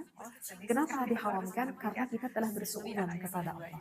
Karena kita telah bersuudzon, kita telah berburuk sangka kepada Allah. Memang rezeki Allah itu terbatas, memang rezeki Allah itu tidak terbatas. Jadi kalau niatnya kita karena itu adalah haram. Karena Allah Ta'ala telah berfirman, A'udzubillahi minasyaitonir rajim, wa la taqtulu auladakum khasyata imlaqin nahnu narzuquhum wa iyyakum inna qatlahum kana khit'an kabira. Wallahu a'lam bil murad. Artinya adalah janganlah kamu membunuh anak-anakmu karena takut miskin.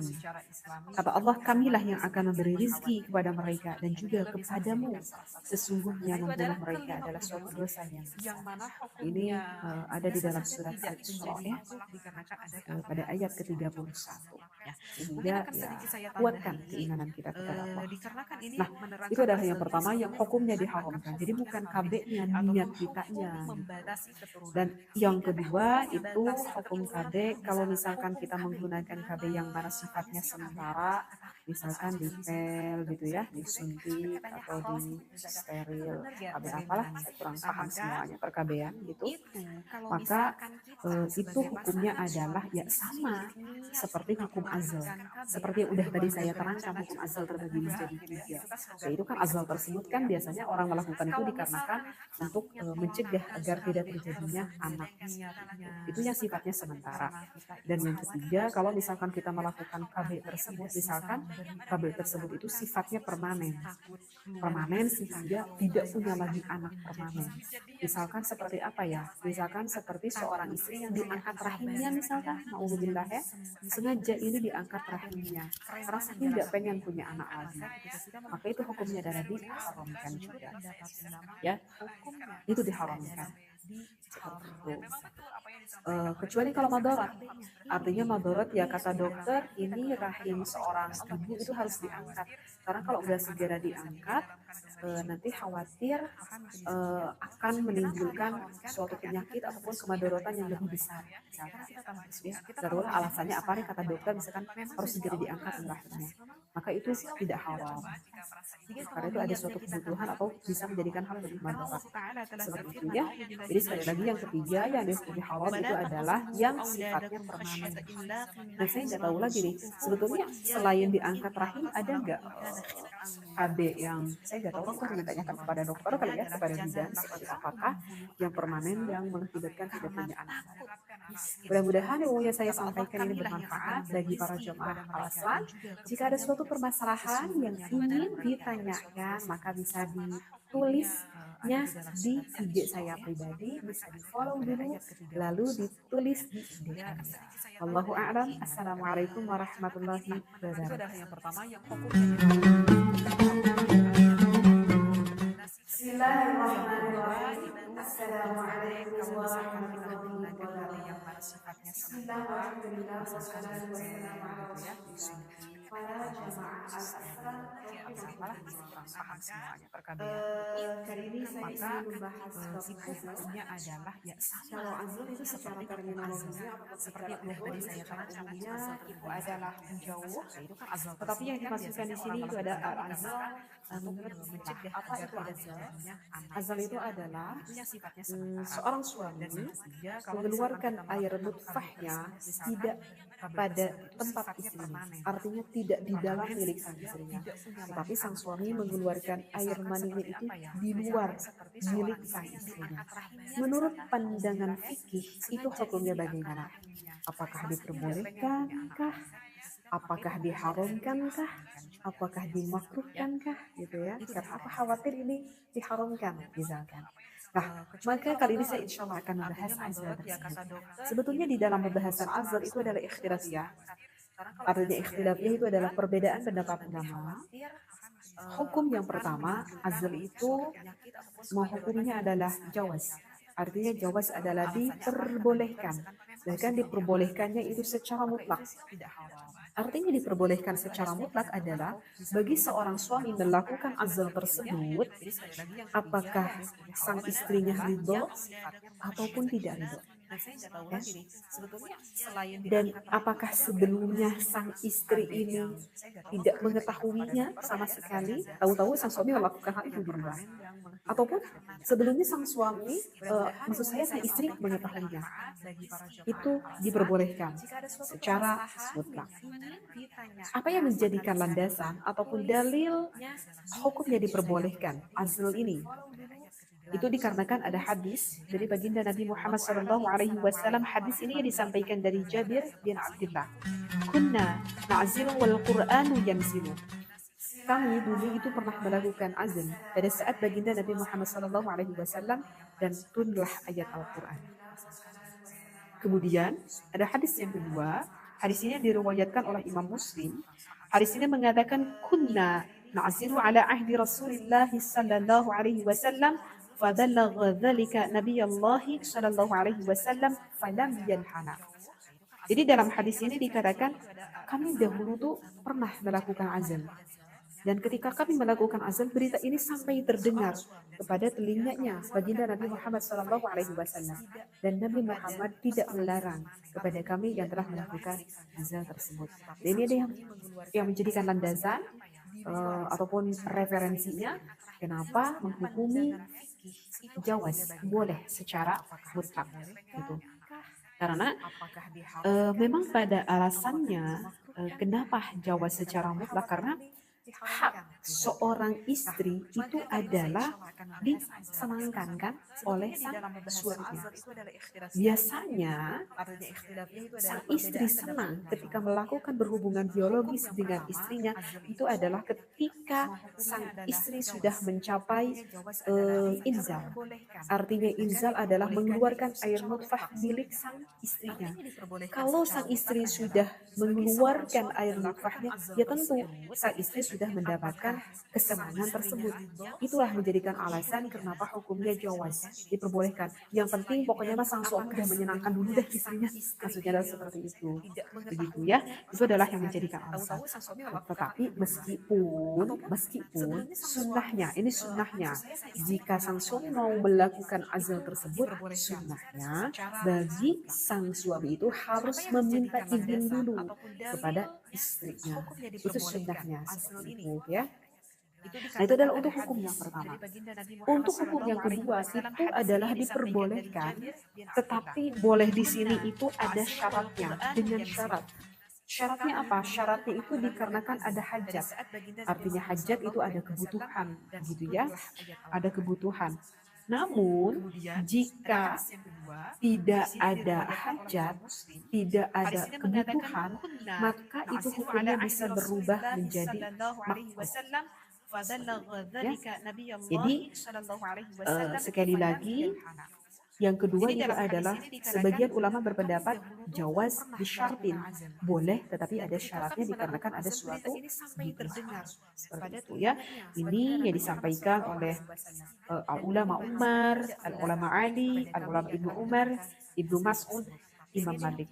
Yang mana ulama-ulama ini sebagian yang bermadhab masih bermadhab Syafi'iyah dan sebagian bermadhab Hanafiyah. Dan untuk yang tadi yang pertama pun itu yang bermadhab sama, yang bermadhab Asy-Syafi'iyah ya. Saya ini hukum ini yang saya sampaikan ini yang bermadhab Asy-Syafi'iyah ya.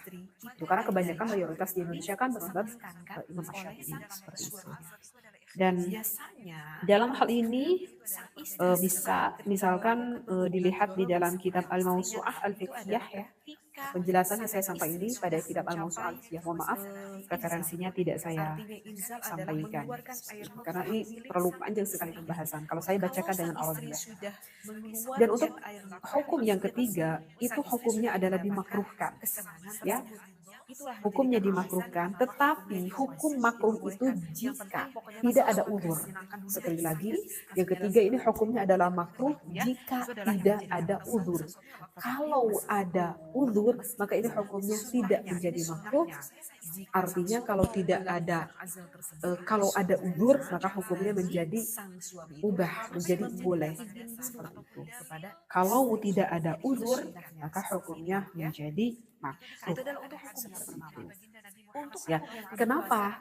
Ini sebagian ulama menghukuminya makruh. Alasannya apa? Ini sebagian ulama menghukumi makruh. Sebagian ulama menghukumi makruh itu dikarenakan kalau bagi pasangan suami istri melakukan azal tersebut itu alasannya akan mengurangi rasa kenikmatan bagi seorang suami dan istri ketika melakukan hubungan biologis tersebut, gitu ya. Oke teh, memang tadi istri saya itu udah keluar. Tetapi coba ya, ini bisa berterus terang aja dan bisa dirasakan bagi pasangan suami istri. Sang suami jika mengeluarkan di tempatnya, namanya juga kan punya tempat, berarti di tempatnya itu rasanya akan lebih nikmat daripada dikeluarkan selain dari tempatnya. Begitu juga sebaliknya bagi sang istri, meskipun sudah istrinya itu udah senang duluan, artinya dikarenakan udah inzal, udah keluar, ketika sang suami mengeluarkan di tempat milik sang istrinya, maka biasanya sang istrinya akan mendapatkan kenikmatan kembali. Nah, oleh karena itu ulama menghukumi makruh karena kasihan nanti suami dan istrinya mengurangi akan rasa kenikmatan tersebut. Itu adalah alasannya kenapa dimakruhkan. Dan alasan yang kedua kenapa dimakruhkan, karena kalau kita melakukan azal, berarti otomatis itu nggak bisa punya anak dong, gitu kan? Karena kan dikeluarkannya di luar. Sedangkan baginda Nabi Muhammad SAW menyuruh kepada umatnya lebih baik memperbanyak keturunan. Tanakahu, tanasalu, fa inni mukatsirun bikumul umama yaumal qiyamah. Seperti itu. Itu adalah alasan kenapa ulama berpendapat hukumnya adalah makruh. Nah, bagaimana kalau misalkan teh melakukan azal itu dikarenakan ada udur? Dikarenakan ada udur. Maka udur seperti apakah yang dimaksudkan di sini? Baik, udur yang pertama di sini dikatakan dalam kitab ini adalah jika misalkan bagi pasangan suami istri tersebut kenapa melakukan azal ini dikarenakan pada saat ini aku berada di lingkungan non muslim, gitu ya. Misalkan sekarang aku berada di daerah yang mana semua tetanggaku itu non muslim, sedangkan keluargaku di sini sendiri yang muslim. Misalkan aku tuh sebelumnya udah punya anak, misalkan 2, dan anak-anakku sekarang udah pada besar, kemungkinan keimanannya kuat karena udah aku ajarkan, gitu ya. Karena sebelumnya aku tinggal di daerah muslim, karena ada suatu pekerjaan sehingga aku harus tinggal di sini, dan sekarang aku tinggal di daerah non muslim, misalkan. Jadi aku khawatir sekali kalau sekarang aku mengandung lagi, aku punya anak lagi, aku khawatirnya aku tidak bisa menerapkan keimanan yang kuat kepada anakku, karena nanti anakku akan berkecimpung dengan teman-teman yang non muslim, sehingga begitu khawatir sekali bagi suami dan istrinya kalau punya anak lagi, itu khawatir sekali. Nah, itu yang dimaksudkan udur yang pertama, sehingga hukumnya diperbolehkan melakukan azal tersebut. Yang kedua adalah seorang perempuan habdasahaya takut pengaruh perbudakan. Untuk yang kedua mungkin sekarang sudah tidak ada, sehingga tidak perlu aku terangkan. Dan yang ketiga, alasan udur tersebut bagi seorang istri, misalkan seorang istri itu yang punya penyakit, gitu. Kata dokter itu Bu Wayahna ibu tuh nggak boleh lagi punya anak, karena kalau ibu punya anak lagi, kemungkinan penyakit yang sekarang ibu derita takut tertular ke jabang bayi yang ada di dalam rahimnya. Jadi lebih baik ibu sudah perlu hamil lagi. Sedangkan si ibu ini mau melakukan KB apapun itu nggak cocok, sudah pakai pil suntik, istilahnya KB apapun udah gak cocok, nggak ada lagi cara lain keluar kecuali melakukan azal ini. Nah, maka itu hukumnya tidak apa-apa, ya, jadi diperbolehkan. Untuk udur yang keempat itu adalah misalkan contohnya adalah seorang ibu, anak tuh masih kecil banget, masih menyusui, ya, ini seorang ibu yang masih menyusui. Aku belum mau punya anak. Kenapa? Karena kalau aku mau punya anak, aku ini lagi masih menyusui, gitu. Karena kalau sekarang aku punya anak lagi, aku khawatir nanti gizinya akan mengurang, gitu. Karena kan kalau misalkan kita mengandung sedangkan kita lagi menyusui, maka kata bidan itu harus diberhentikan.